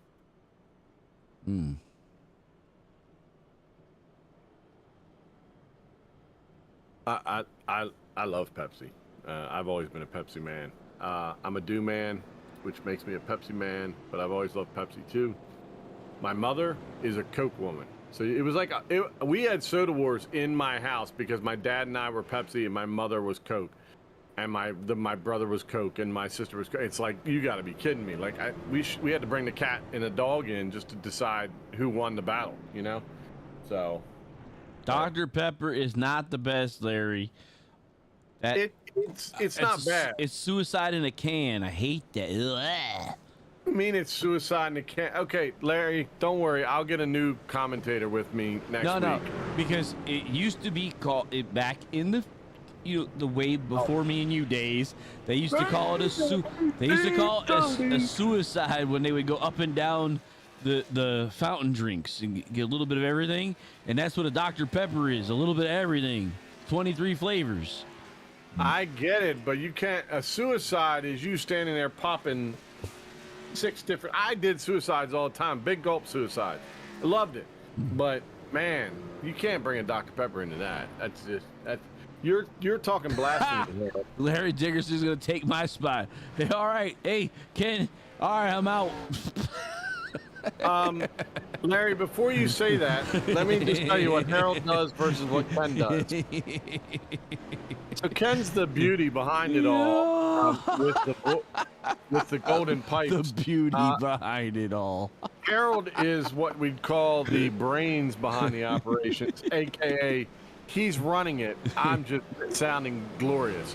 So unless you know how to do that, you just might want to join me in the booth side by side and shut him up that way. But I wouldn't take his position because I don't even know how to do it yet. So what Larry meant to say was, Harold, he'd love to call a race with me in the booth. Oh, that's what he's going to be a co-host guy. Yeah, he'd like to be a co-host so that you don't have to talk. Oh, yeah, so I can eat. Eat. Exactly right. That's right. Exactly I can do that. It's one thing that my kid does well. She's always like, when can we eat? Oh, she does that very well. Yeah. And while we're eating, she's asking when we're going to eat next. Yeah, we've trained her well. We've literally had giant meals going out to the car, and literally she gets in her seat, puts her belt on, and goes, I'm hungry. No, you can't. We just had a buffet. How are you hungry? We just passed another buffet. We didn't eat there. Although Lori is feeding her rabbit food. And so, I mean, she doesn't get to eat the stuff that we get to eat. And then Dad, the best thing you can ever do is be with Harold and Angel at a restaurant and let Angel try to decide and Harold tell her what she gets. Best visit ever. Yeah, she looks at me and goes, but I want, and I'm like, so you can either have what I said you could have or nothing. You can have the roasted turkey or nothing. I'll have the roasted turkey. Yeah, she will.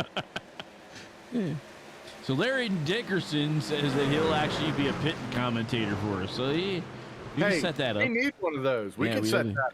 That is something we can do. We've always wanted to have somebody that can go in and talk to the drivers and come up and tell us what they're thinking.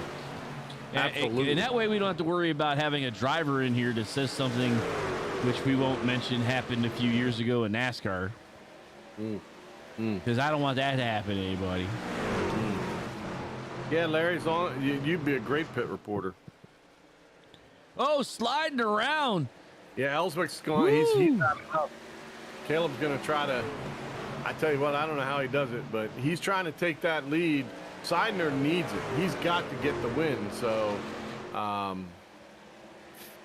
he's going to do everything he can to stay up there and fight. Yeah, Augie's talking about A&W. Every time I think of A&W, I think of either a frosty mug or ice cream. But the only two ways I can drink an A&W. Well, and Augie does like it with ice cream. As a matter of fact, a chocolate scoop of ice cream, if I recall correctly.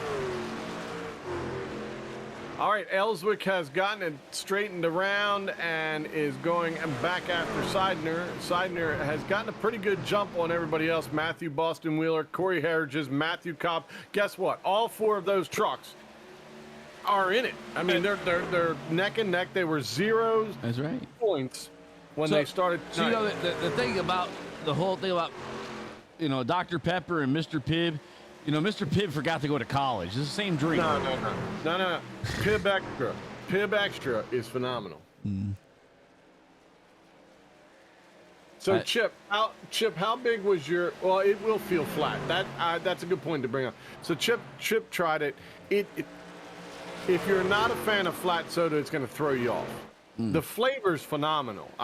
Chip can just say yes or no. The flavor is phenomenal as far as the Pepsi Nitro goes, but it is going to give you that flat feel because it's nitro gas. It's nitro filled. Instead of carbon. Instead of carbonation, it's nitro. And it's really cool. Chip, what kind of glass did you put? Did you put it in a pint glass and pour it that way? I need to be a Das Boot, man. It may have to be because it foams up like a beer. Well, like Guinness. Guinness, exactly right. That's exactly. It has a head on it like Guinness. Interesting. It's very interesting. It's very good though. I think it's good. It's just amazing. Or it's just a matter of, you know, can you get past the flatness idea? But if you like Guinness, you can handle this.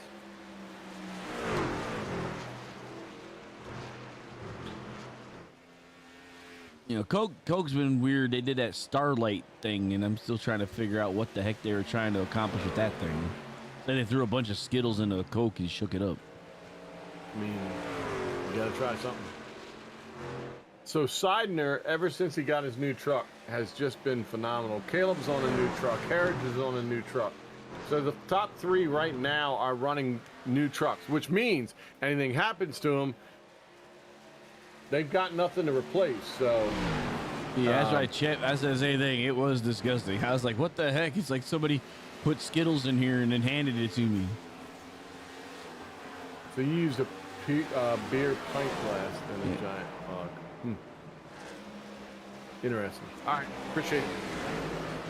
Yeah, I would think you'd have to super chill the glass like, you know, you do for like a frosted A&W mug. Yeah, you're going to want to match it. Yeah, you're going to want to match it because when you pour it, like I said, it looks just like a Guinness, and you have to do it quick. Like you just pop it and turn it over real quick.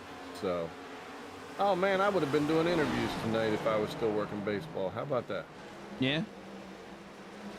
Yeah, they got Kyle Schwarber on. So we have 23 people watching now, so. Oh, we need more. On all of our thing. I see a lot of them in YouTube and Facebook. I haven't really seen anybody say anything in Twitch side. Ooh, the 88, Nate Johnson. Hold on, buddy. He's been holding on all night, and he's still not finding it. Hey, 3 line here with Caleb. Yep. Kremet looking to get around her, though. It's a Kremet there. And Kremet, he's having a hard time tonight. 2 laps down. Kayla's 3, so there's no chance that Kayla's going to make it. I know she was close. She could have, but after that, she's not making it tonight. All right, Chip. This is where we'll disagree. The only thing that glass is good for is. Oh gosh, here we go. Why couldn't you say my Bears mug was in the freezer? Why? Even if you don't have a Bears mug, Chip, you say my Bears mug is in the freezer. No. Oh. Well, thanks so much for ruining the rest of my night and tomorrow, Chip. Cheeseheads. That's right. The greatest city on earth. That's why he's living in Delaware, or actually Maryland, because he's living in the greatest city on earth. Well, I've been there. It was so good when I was there. I had to leave. So it was too good. We have too many people coming. You have to leave. You tell yourself whatever. Tourism was at an all-time high when I was there. So, like, we need you to leave, sir. You're causing too many people to come to our great state. Do me a favor. I know you brought the trucks up earlier. Can you bring the points up on the Xfinity, as a matter of fact? Let's look at those real quick because there's 26 minutes to go. Those guys? All right. Yep. So you got Dylan Clark at +2, Michael Gitchell. Right now, you got Dylan Clark out in the lead, so he's doing what he has to do. Gitchell is in 14th, and so he's going to need to pick up the pace. Not far from it.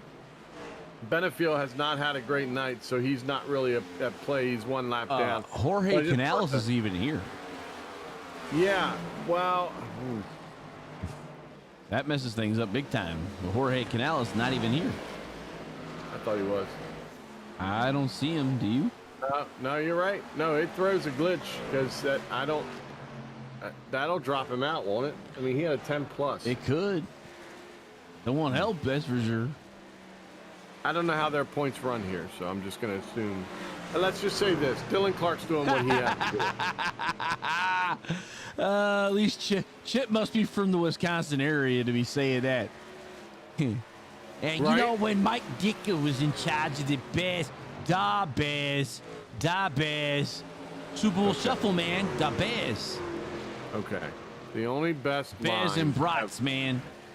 The only best thing that ever came out of that was they were talking about, let's just say Mike Ditka versus Gad.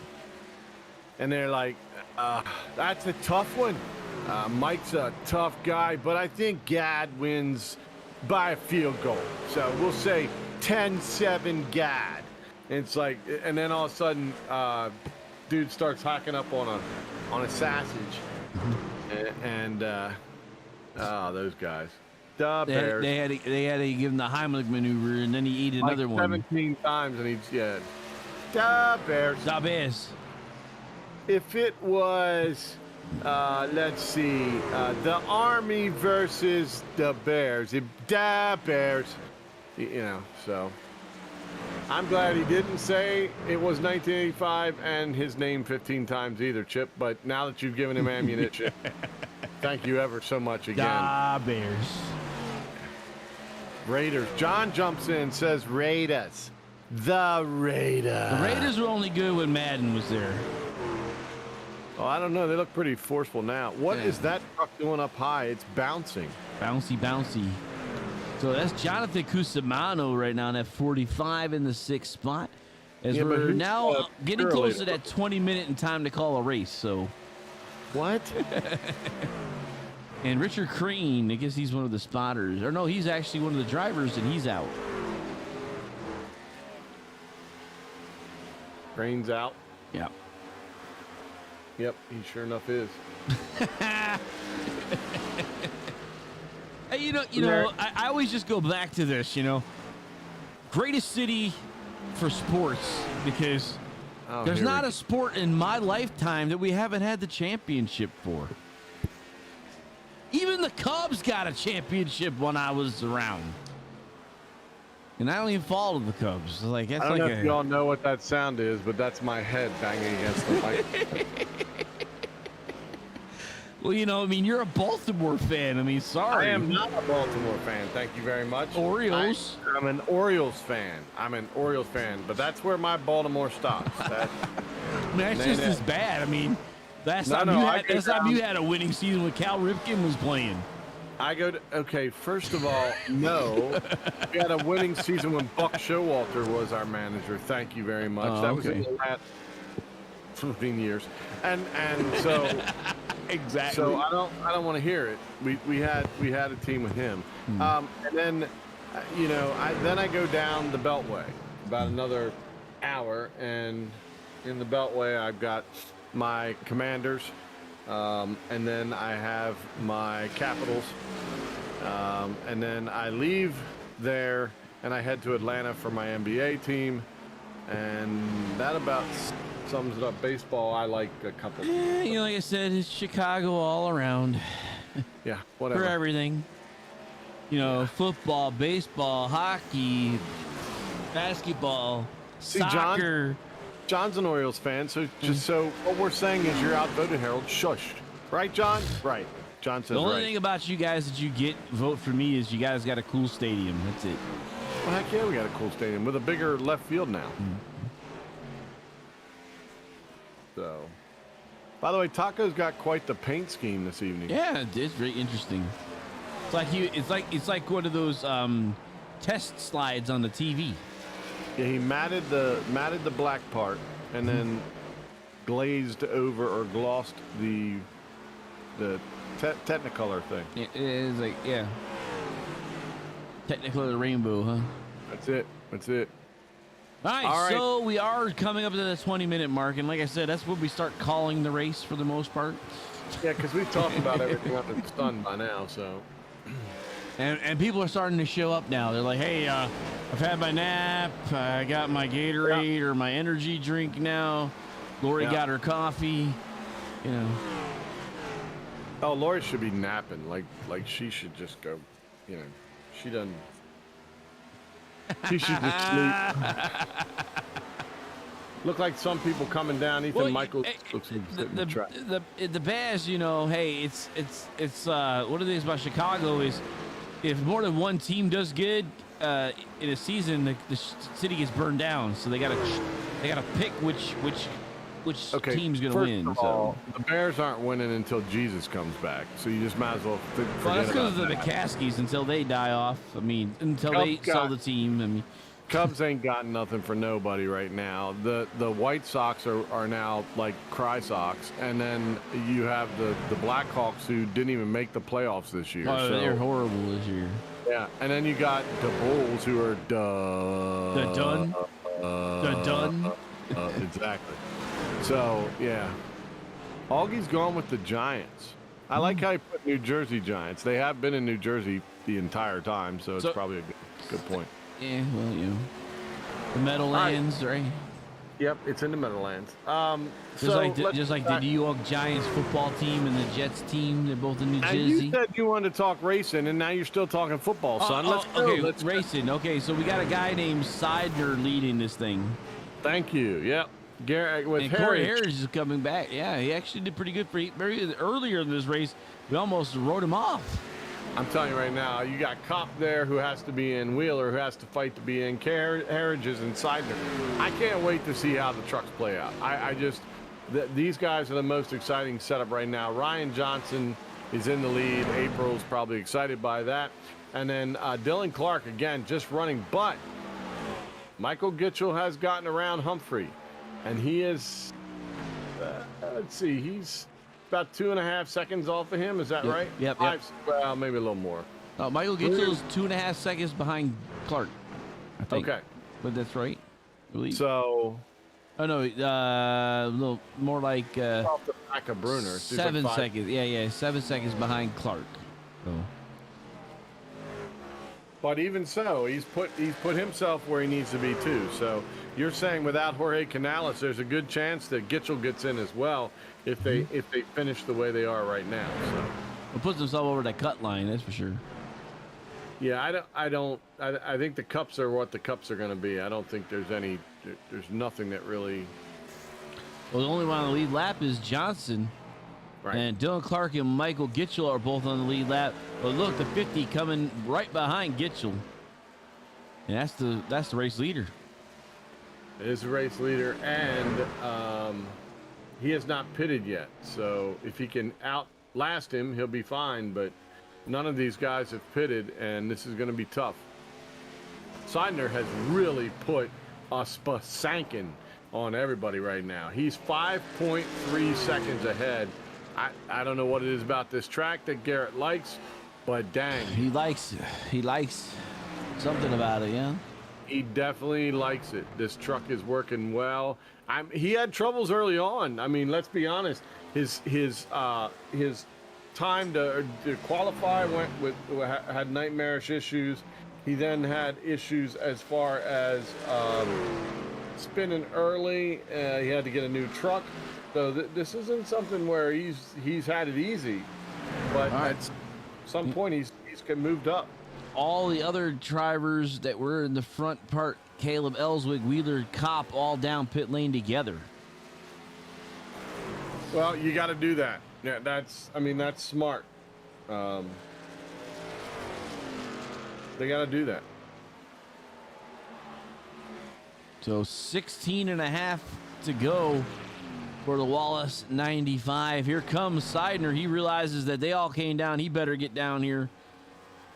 So he's going to give it up to Cusimano. So Johnson in, Gitchell in, Herrig's in. Cusimano coming down too. So Dylan Clark, he's going to come with him as well. So pit stops are happening. Only one who's still out there running around, Jeff Ramsdale and Justin Gibbs. Yep. So Justin Gibbs now down. So Ramsdale. By the time he gets done, he'll be down too. Gibbs is in now, yeah. So he'll be at least 2 laps down by the time he finishes everything. So Ramsdale puts himself up to the top spot on the Xfinity side.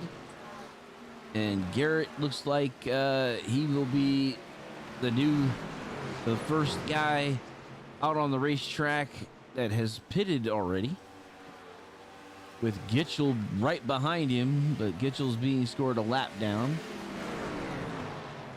He's going to want to try to get around that 50 if he can.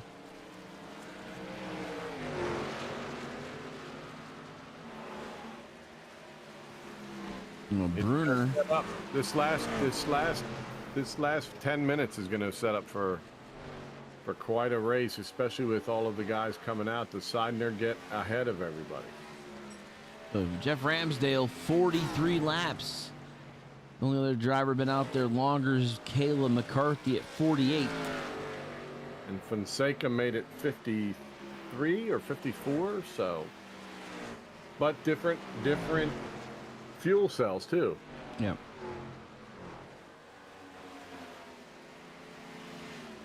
We all know there's no way he's going to make it 14 minutes. So yeah. No, he definitely got to come in. I think he's hoping for a yellow hanky, which we haven't seen yet. We've not. And you know what? Kudos to Josh up there. He knows, you know, if it didn't need it, it didn't need it.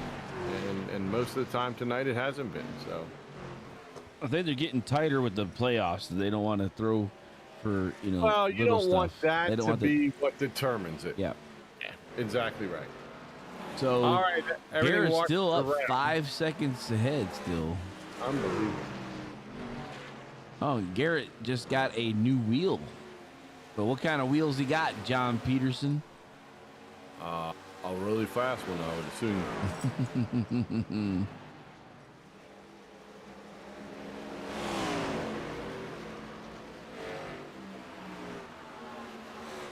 Wow, Klingbeil pulled that right up in front of Bo Ross. He must not know that Bo's a weapon. So there's Garrett working at 50. Currently 10 drivers on the lead lap. Last car on the lead lap, Dylan Clark. Nathan Manwaring's been out 13 laps. He's now leading the Xfinity class. Taco Kermit Gortman leading the Cup Series. Yeah, I'm a little surprised how Manwaring got around.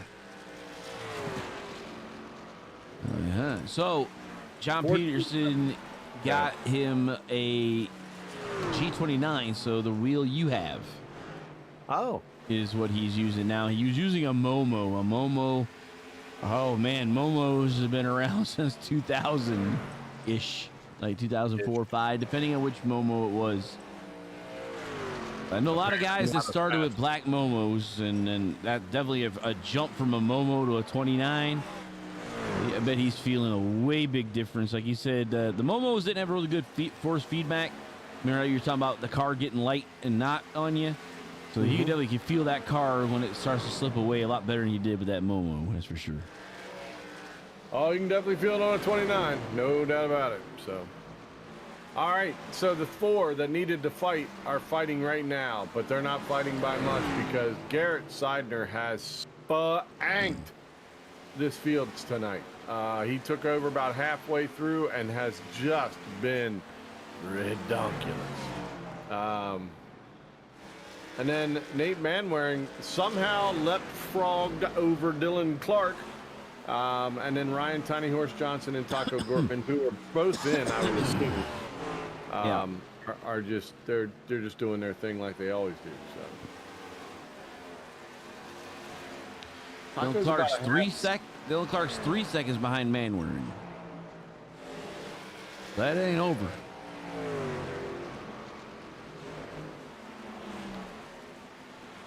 I'm switching. Kelly talked about it, so I'm gonna have to break one out here. Mellow yellow time. Mellow Yellow time. They call him Mellow Yellow. Oh, that's so good. That slapped your mama good right there.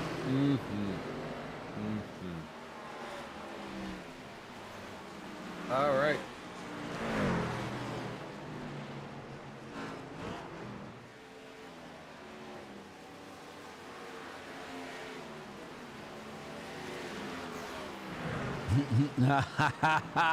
I actually like it. I actually do like Mellow Yellow. Mellow Yellow and Mountain Dew. Well, I guess Larry can't join us in the booth. So we're looking for a new pit reporter, and whoever that might be, at least shall not be mentioning that Mellow Yellow is nasty. But I mean, Larry did not play the game, so Larry, you want to rethink that real quick, or just.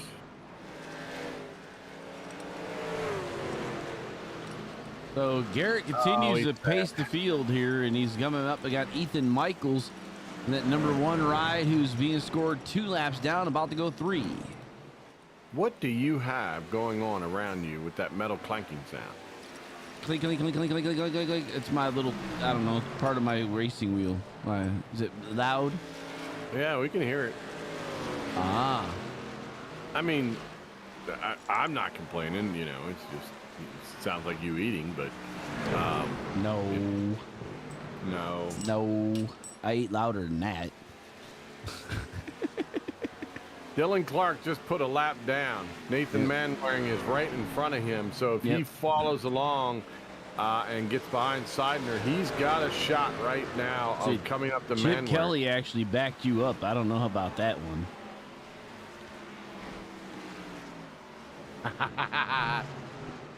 He doesn't back me up on much, but on that one he backs me up. And it's okay, Larry. You can still join me. I'm just messing with you, buddy. Clark is closing. Dylan Bryant keeping an eye on her. Manwaring right behind him. So let's switch this over to the Xfinity top 2. With 8 minutes left to go, we have a race for this. Manwaring's going to have the car much longer, Harold. I think that back end's going to start to kick out a little more than it already is. Dylan's just got to be smart about this. And there you see he's running a lower line as well. See, you see the back end of Manwaring's a little more handle. Here comes Dylan on the inside of him. He's got up to his tail. What does he do here? He's got a ride behind him. Good move by Nate Manwaring, but he gave him an awful lot of space down there. Yeah, Clark's doing a great job. I know the last few races he's had a tough go of things, so definitely wanting to put himself in a position to go into the next race of this round with a commanding lead, and he has the opportunity to do so right here for the win. There you see it. Yep, Nate got loose. Car snapped on him a little bit. Dylan stayed down low and takes the lead right there. Great move, and just perfect timing for Dylan Clark. Got behind Garrett Seidner, followed him through, and then did what he had to do. So Dylan Clark takes back over the lead. So Ryan Tiny Horse Johnson, the only Cup Series driver on the lead lap, under attack by the 50. I was about to say, and that's about to change too. So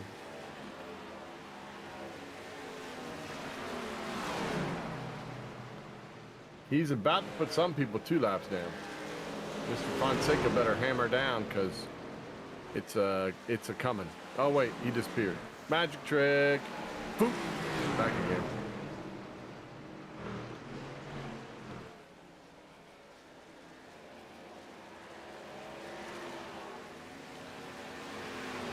Six and a half minutes left to go here. Ryan Tiny Horse, doing everything he can to stay in front of he's him. like, yeah, I ain't giving this up easy. You're gonna have to pass me.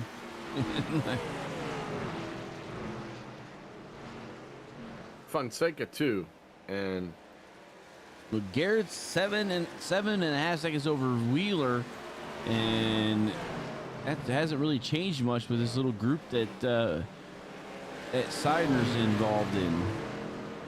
no, he just got Keith down another lap. So Nate Johnson is the last vehicle on 1 lap down, and there's only 5 on the lead lap overall. Mm-hmm. So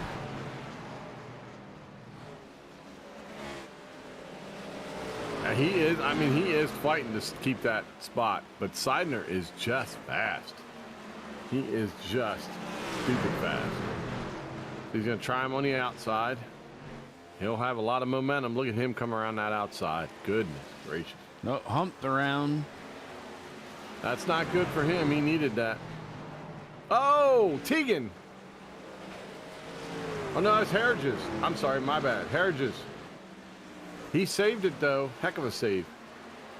That's interesting. John says that Garrett is a multi-time Iowa winner in NASCAR Racing 2003. And I would almost say that they never really got that track right in 2003. Well, they apparently got it right enough for him to have practice on it, yeah.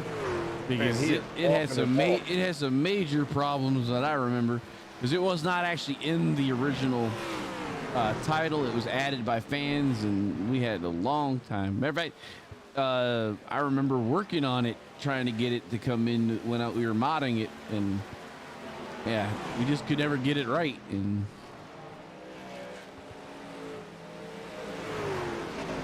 we tried though. Well, he clearly got something right, because dang, all that's left on the lead lap are trucks. Yep.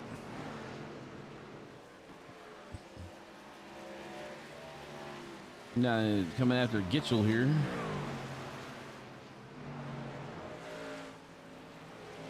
Let's put Gitchell down a second lap. Yep. Yeah, he's just picking them up and dropping them down. So He's got the pacing of this track down perfect. That pedal, just using that pedal in and out, and just not having a really good connection on it tonight, but he's able to keep the car where it needs to be. yeah, it hadn't seemed to affect him overall. So that is good.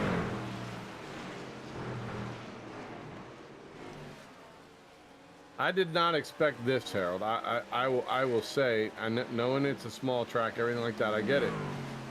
But I didn't think you'd see this. Now, Garrett said he's in need of a nickname. He works for RCR, and he likes anime.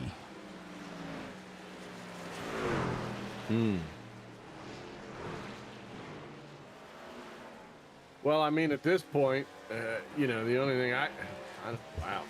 I said Vampire Hunter D. We do anime, but oh, that or Macross City, but I don't think that works out really good.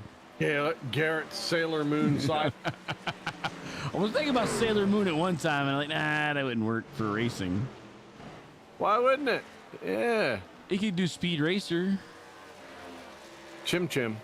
Chim Chim. Ha! Garrett Chim Chim Seidner. Chim Chim. I'm good with Chim. You know what? I'm good with Chim Chim. Yeah. Let's talk about bringing a live action Speed Racer out, I heard. They've already done it once. It sucked the first time. I can only imagine it's going to suck Well, there's again. about a series, not the movie. Oh, it's still going So to suck. Chip Kelly says Sailor Moon was the funny. Yeah, that's what I'm right. 2 minutes left. Here we go. John, sell it to him, buddy. Sell it to him. Sailor Garrett Moon. Sailor Moon Seidner. Come on. That's pretty good. It flows. Initial D, see? Hey, that's I think a Vampire Hunter D, so we call him the Initial D. All right, Williams coming in. That's good. I'm okay with, you know, people jumping in and but you got the Sailor Moon's pretty funny. Chim Chim works for me too, though. I love Chim Chim, dude. If you get someone Chim Chim, well, you know, it's like a baby squash. yeah, It's a baby I wish there was such a Sasquatch. thing. Baby Sasquatch, right? You can still name one Chim Chim. What was the kid's name? Sparky, Sporty, right? Sprocket, something. I don't know. Started with S, was it? It was the one that owned the monkey. Yeah. It was their little brother.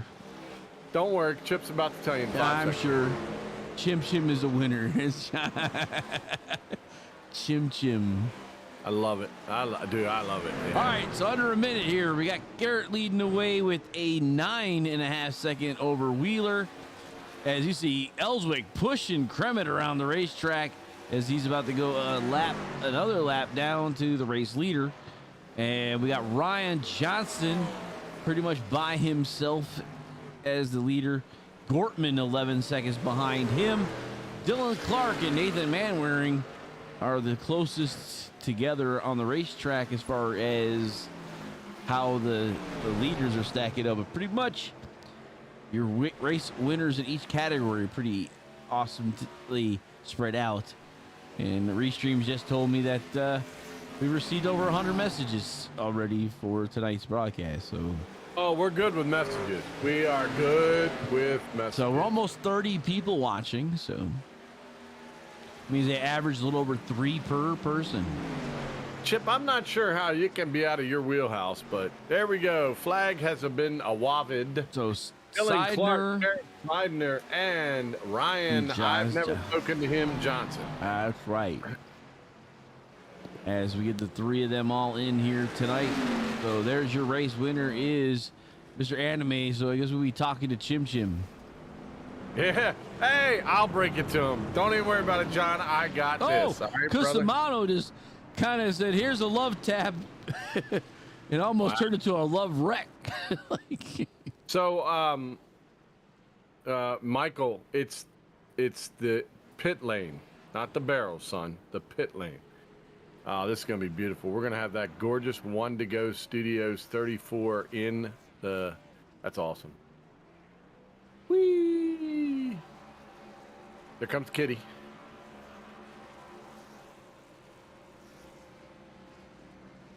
Oh, Heather chimed in. Of course, it's a great job, Ryan. Come on, Heather. You didn't expect anything else, did you? Playoff time. It's playoffs. We got playoffs. Oh, now they got to wreck each other spinning out. Hey, you got to do what you got to do. Burnouts. Dueling burnouts. And then Taco wants to get in on this. He's going to go around him. What's funny is Chim Chim can't keep his connection enough to even spin out properly. That's what I find funny. That's funny stuff. There he is. Oh, righty then.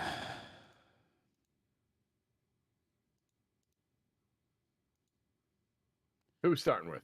The overall big yeah, let's go with the cheat. big. Let's go with the big average. How about that? All right. So let's pull him up. All right, Garrett, you have won the overall race here at Iowa in that number 50 car. You're in the booth with Harold and Cushy. Hey, what's up, guys? Dude, what the front door, man? Did you glue everybody else's wheel in one position? It's like you are running a baby factory and you just spanked them all to life. You beat the 10-second difference between that. And by the way, a little birdie told us that you needed a nickname. Your nickname is Garrett Chim Chim Seidner. Chim Chim coming from the original Speed Racer. So Chim Chim it is. So, said something about RCR and anime, and the first thing that came to my mind, actually, the first thing that came to mind was Sailor Moon. Yeah, but I didn't say that. it, but I thought it. But I was like, nah, that ain't gonna work for it. And then I said Vampire Hunter D. Somebody else, and then we came up with Chim Chim. So I think the Chim Chim wins out of the 3.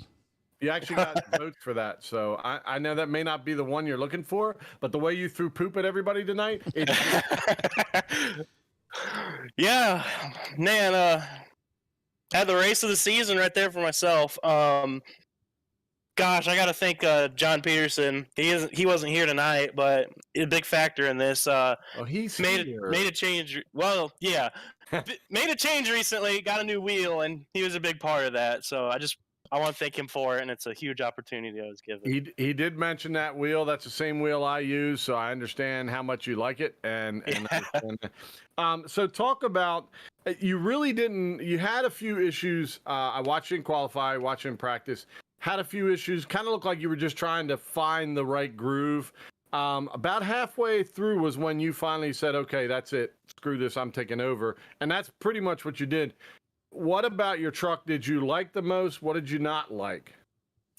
I was really in practice and throughout qualifying, as you guys probably saw. I'm still getting used to how much rotation it's got on the wheel, so I have a lot more maneuverability now. And my thing was could I use the bottom or could I run up against the wall? And I really didn't like the bottom line. I couldn't make it work. Ellswick and some other guys could, but throughout the run for that pretty much that second half of the race, we were ripping the wall in 3 and 4 and then trying to apex it through 1 and 2. And that was just the game plan. And we were just I was just trying to stay out front. I didn't know we were going to put on a clinic like we did in that second half, but yeah, had a lot of fun. And you needed to be out front. I mean, you were 4 of you going into this race all tied at 0 as far as up or down as to whether you're going to make it to the next round or not. I would assume this should cement you into the next round. But just a great job overall. And I'll tell you this, if you look at who followed you, Matthew Boston Wheeler, Matt Kopp, Jonathan Cusimano, and Harridges, the top 5 were all trucks, and 4 of those guys were tied with you going in. So if you needed ever to win a race, tonight was the night. Oh, for sure. We knew we had to come to play for these 2 races in the round of 6. I've never been so close on a cut line like this before. But yeah, we came to play tonight, and hoping to carry that momentum to, I believe, Indy is the next race we have. Yeah, and it's an oval, baby. So yeah.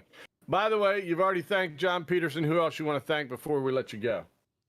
Got to thank the Four Loco crew for being on the truck tonight.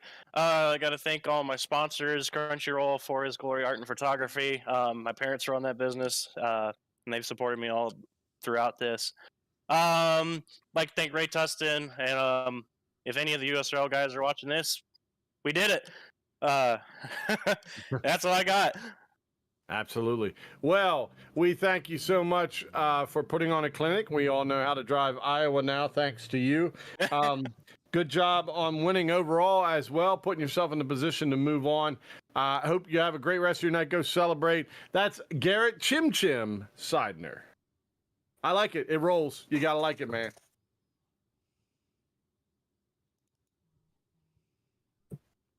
We never talked to this guy. All right. So, for the first time in his career, Tiny Horse Racing's Ryan Johnson in the booth with Harold and Cushy at Iowa Speedway. Well, maybe the first time at night. I don't know. I don't remember talking to this guy before. Have we talked to him before? I don't know. Maybe. Ryan, what's Who are you guys? Where am I? Yeah, exactly. He woke up in Kansas. What am I doing here? He's like a little bit far away from Iowa. I just passed out after that race. We just ran a 205 laps. Holy cow. Is that what it was? Oh, 206. I got 207. Oh, well, 206 or 207 for the leaders, I think. The trucks. Holy crap. My arms are actually tired. I was sweating. So Ryan, was this a lot like IRP is what it kind of felt like to me? Or Lucas Oil, IRP? Not so much to me. You were turning most of the time.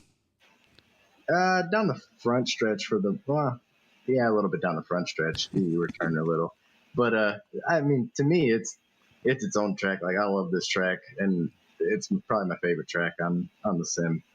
To race anyway. I love coming here.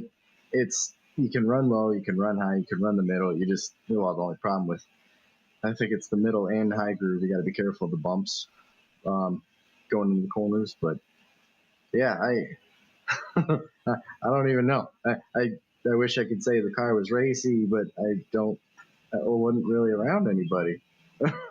It was kind of weird, like being the slower cars for once. Well, I shouldn't say for once. We have been a couple times, but yeah, it was just weird tonight. The car was comfortable, and you still had to drive it. It was pretty loose. We kept tearing up the right rear more than the right front, so it got the car really snappy.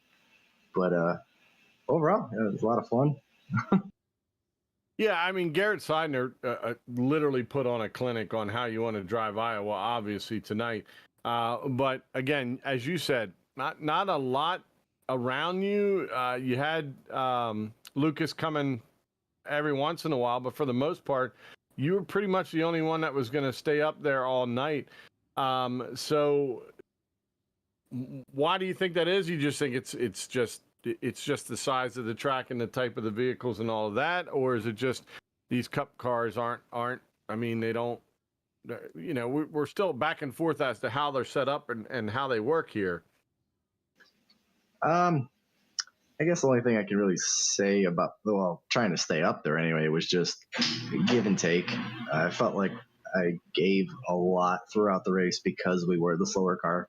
But I mean, it's kind of how it's supposed to go. Like, if you're not faster than people, you can't really pass them. You just, move over, let them go, fall in behind, and try to run your race. And that's what I tried to do.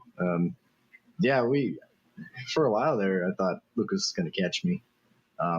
But me and Dylan we were battling, even though we're separate classes. Dylan had a fast car, no doubt about it, and I kind of got a little surprised by that, and we'll talk to him in just a moment. Kind of got a little surprised by how Nate Manwaring kind of jumped him out of the pits, but ultimately it came back down to tires Were new tires helpful? I mean, it looked like it pretty much all night, 24s, 25s. Eventually, the tires wore down 26s, but not the same kind of drop off as we saw on some other tracks. Was it longer on fuel this time around? I mean, it just what worked, what didn't? I know somebody came in, Ellswick came in and only got 2 tires and gas, and he seemed to hold it pretty well. So, were tires a big factor tonight? To an extent, yeah. With the amount of fuel we had, we actually were able to kind of run the tires a little bit longer, and they wore out more. You had to be a little more leery of tire saving on these longer runs because I don't think we had any other cautions tonight, which was nice. Yeah.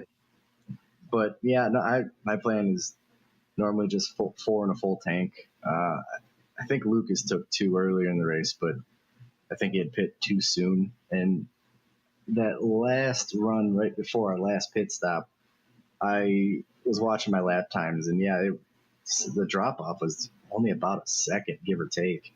Yeah. So I didn't think. I tried to stay out as long as I could because I still felt comfortable on the tires.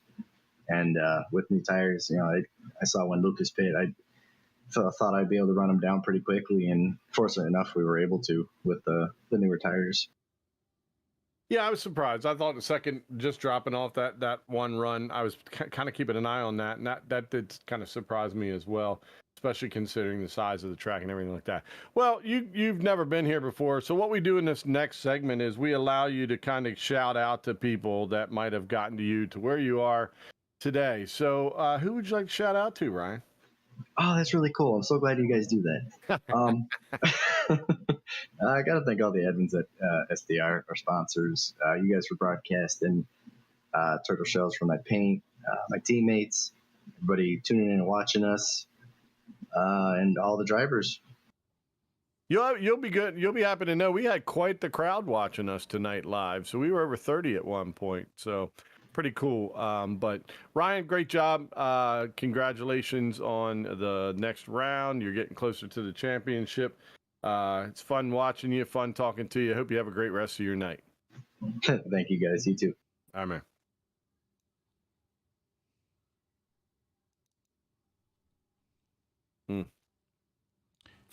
All right. Dylan Clark is our top Xfinity Series driver in the Spec Map 34 One to Go Studios. Beautiful looking paint scheme, Sasquatch on it. And just so you know, Strawberry Kid asked, yes, I did get your stuff, man. And now I have a Ken keychain. I mean, a Sasquatch keychain. I'm glad you guys got those. Yeah, we really appreciate it. Dude, beautiful car, man. Thank you. I did it for Memorial Day since I didn't get to race on Memorial Day. I figured why not put it on there. And the gloriousness of the One to Go looks fantastic as well on that chromey look. But all right, so pretty much manhandled the Xfinity class tonight. Somehow Nate did a leapfrog on you. What exactly happened that got him above you? And then you had a great run back. Harold and I were talking about it. You timed everything right. You didn't overdo it. You didn't try to push. But what really helped you there? I mean, you had a great car. He short pitted on me, so while I was out there on worn tires, he was cooking around there with his fresh Goodyears, and I think that's what opened up a gap to him. He pitted, I think, probably 10 laps before I did or something like that. So he had about 10 laps of clean run, clean fresh tires, and I was still out there on old worn rubber. And so when I did finally come in, I think what helped me get past him and close on him so quickly was my fresh rubber. And I think ultimately that was the difference right there. And he was able to stick with me there on the shorter run right before the pit stops. The pit window opened, and I was actually kind of nervous there for a second. And when he pit, I was actually wondering if he was able to be able to make it on fuel or not. So I stayed out an extra 10 laps just to be safe, and that ended up being the difference maker was my fresh tires. I'll be a little honest. I thought Gitchell or Ramsdale was going to give you the hardest time tonight. Little surprised. Michael got caught up in some nonsense that wasn't even anything that had to do with him. But when I saw Nathan suddenly come up there, I thought to myself, well, now he's figured something out because, as you said, he short pitted. 8 laps was the difference between your tires and his tires. So not a great deal, but again, it's enough. Not to mention, you had the ability to kind of follow Garrett Seidner into it too. Watch him go around and then kind of say, okay, well, now I'm just going to follow him through. So that was kind of good too for you, right? Yeah, I saw that Garrett was able to pass him, I think, on the low side, if I remember correctly. And then I saw that Nathan was running that middle line, and that middle line is good, but you can really drive it in to the bottom of the track and really hold it there. And I was able to get on the gas a lot sooner than a lot of the Xfinity guys and really pull them off the corner and stay even. And then I was able to drive it into the corner a lot harder because of my fresher tires and just the bottom was a lot faster on the longer run. Yeah, I think Harold mentioned that earlier about the bottom working for some guys. Caleb Ellswick was able to use the bottom pretty good tonight as well. Couple other drivers too. But yeah, when you were coming on, we were watching. A couple people were on the chat actually going, he's coming back from 3 seconds down, but you could really see how you were working, working the track. Honestly, I don't think Nate could have held it down low like that. I think he did it one time to try to keep you behind him, but even then he drifted up and just couldn't keep that lower line. So you definitely had to hook up there. So, we're kind of at the point where you needed it. You did it. Nice job winning and getting in. So now you got to thank somebody about it, Dylan. Who you going to thank? I got to thank DC Designs. One to go, you guys, for putting on one heck of a show. Split Discussions podcast into being Turtle, Shell, and Tyler Rush for everything he does. Raise Energy, Frisky Feels, and my family for giving me this awesome sim rig. And a special shout out to Rob Martin, who was on my banner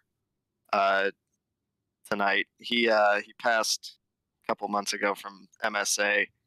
Just putting it out there.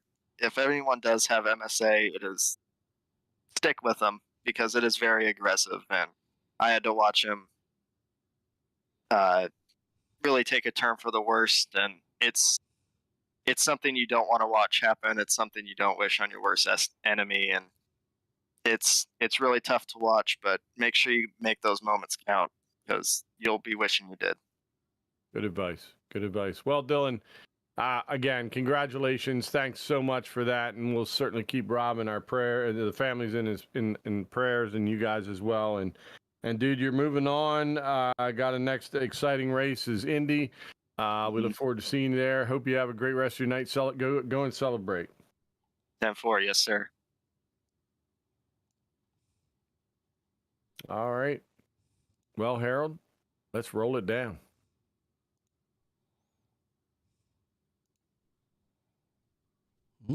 All right, let's get to it.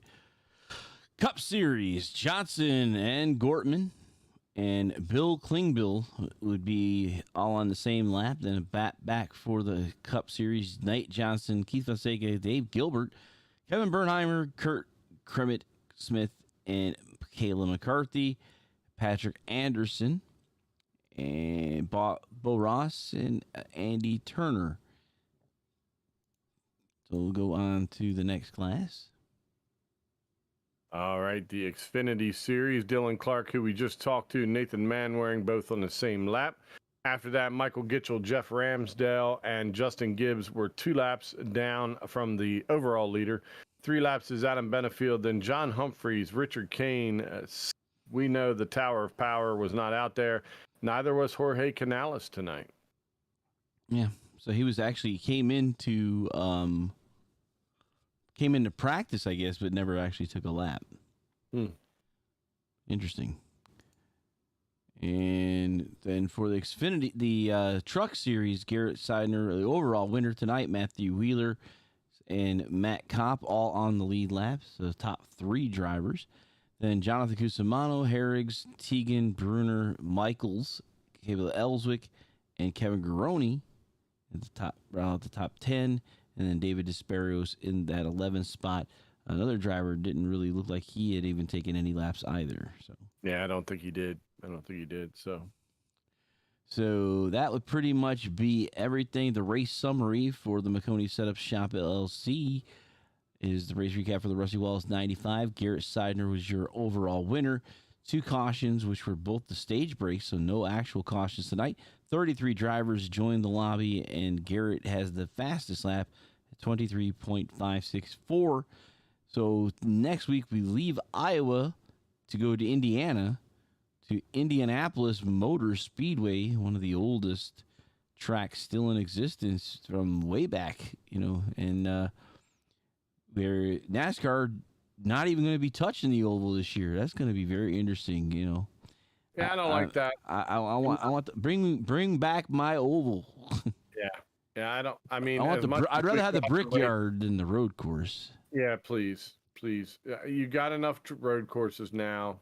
Just can we have the oval back, please? Just I want to see people kissing the bricks for the right reason, not because they figured out how not to crash. I mean, anyways. I drove a tank left and right, and I get to it. Yeah, I mean, come on. And they've got some good road courses I'm looking forward to, like Xfinity in Portland. I'm looking forward to that.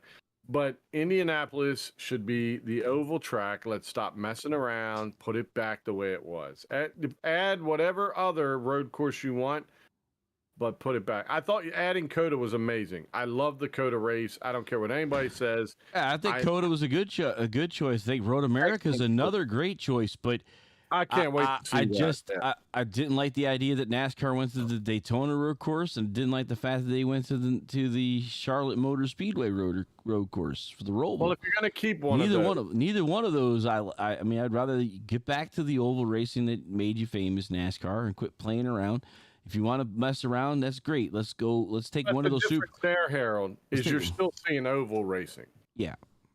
At least at Daytona, at least at Charlotte, you get one race of oval, one race of non-oval. I'm okay with that. I'm not. That doesn't bother me. I hear what you're saying. But versus you take an iconic track like Indianapolis, and you because you brought Formula One there, now all of a sudden you want to run everybody there, and it just doesn't make sense. I don't know what crowd you're pandering to, but it ain't the true NASCAR fans. But I mean, again, Road America, can't wait to see how that comes out. Yeah. Portland this weekend for Xfinity. I'll be honest, I'm looking forward to tomorrow's race because you're going to throw weather into that. You're in the West. You know darn good and well it's Portland, Oregon. They're going to see some weather. So it's those kind of things I'm okay with. I'm almost done with Sonoma, even though it's an icon track. You go out there and it looks the same way every year, and it just I don't know. And there's a couple configurations of Sonoma that they could change to. Mm-hmm. They have a longer version that maybe that would help. But there are so many great. Well, they did it at Watkins Glen, adding the boot. So adding the boot. So. But I don't know. I just I'm not a fan of all the road courses. Matter of fact, I would be a fan of taking another super speedway away, if you're going to keep having all these road courses. And I am definitely wanting to say, as a NASCAR fan, none of the road courses and none of the super speedway should be messing around with the playoffs. Yeah, you mean take Talladega out of it? Get out of the playoffs. It doesn't belong there. Yeah. Too many things can happen to good drivers, but I guess that's what some people want to see. So. Well, I mean, it puts an element of I don't want to say excitement because it's not excitement. It puts an element luck. of unknown. Yeah, of luck. That's a great word. Yeah, it's a crapshoot. Drivers hate it, and that's the thing. I understand the drivers are there for the fans, but the drivers absolutely hate it, and I know the owners can't like it either. I mean, nobody wants to pay for a new car. Well, no, 100%. 100%. So, and then they're already saying they're having problems with the parts for the NASCAR Cup Series as it is. And we're tearing up race cars at places like Charlotte. You know what? USA country people, whatever. You listen, we all put those idiots in there. They're currently ruining it. You want to do it, we need to get the manufacturing back into the US. And you know how that works? Well, it's really simple. Real quick, political soapbox. First of all, if you want to work, then work, okay? Stop asking for $60 million more than every other country pays their workers. Get over yourselves. Get a decent paying job. Let's start freaking manufacturing back in the U.S. again, and let's start making the stuff, taking the hands out of everybody else's, and let's make our own great products. And then we won't have to be hearing about shortages and wondering and everything else. Listen, Japan brought their cars here to work because they knew that they could get built and built perfectly. So why aren't we manufacturing our own stuff? The box is open, or the box is closed. Thank you so much. That is my political opinion. One, To Go Studios does not necessarily agree with everything Ken says, and neither does anybody else, and Ken does not care. But thank you so much for listening. All right. So now that we said that, Indianapolis Motor Speedway, we're moving on. We'll be back here next Friday night. We at One To Go Studios will be covering the Tyler Daniel Racing Gas and Go this week, and I don't have the track on my head like I should, but I know we'll be doing that Sunday night. And then Monday, we go to Charlotte with Area, and with the Cup Series, you and I, Ken, will be together again on Tuesday night for that with the trucks. And then Thursday night, we'll be with the Xfinity cars. You see Hunter and me on Thursday and Monday, and then back here Friday night for Indianapolis. So, Ken, you got anything else to add? Now, I know I put the soapbox and I threw it away. So It's gone. Soapbox is gone. I look forward to Indianapolis. At least we're going to at least see cars go around an oval instead of that stupid road course. So, kind of excited about that. But look forward to next Friday. I think it's going to be good. We're building to the last two races, ending on my birthday. So can't end a better way than ending on my birthday. So nope. Great race tonight. Enjoyed every moment of it. Really good racing all the way through. Congrats to Garrett Seidner, who just about spanked everything on the planet except for anything outside of there. But great job tonight. So, all right. With that being said, I'm Harold Arnold, executive producer of One To Go Studios. You got Ken Kushwa with me. Until then, we'll see you guys at the next turn. What an exciting race brought to you by One To Go Studios. Here they come, out of turn 4, to the white flag, and it's 1 to go. Thank you to all our sponsors, drivers, and viewers. We'll see you at the next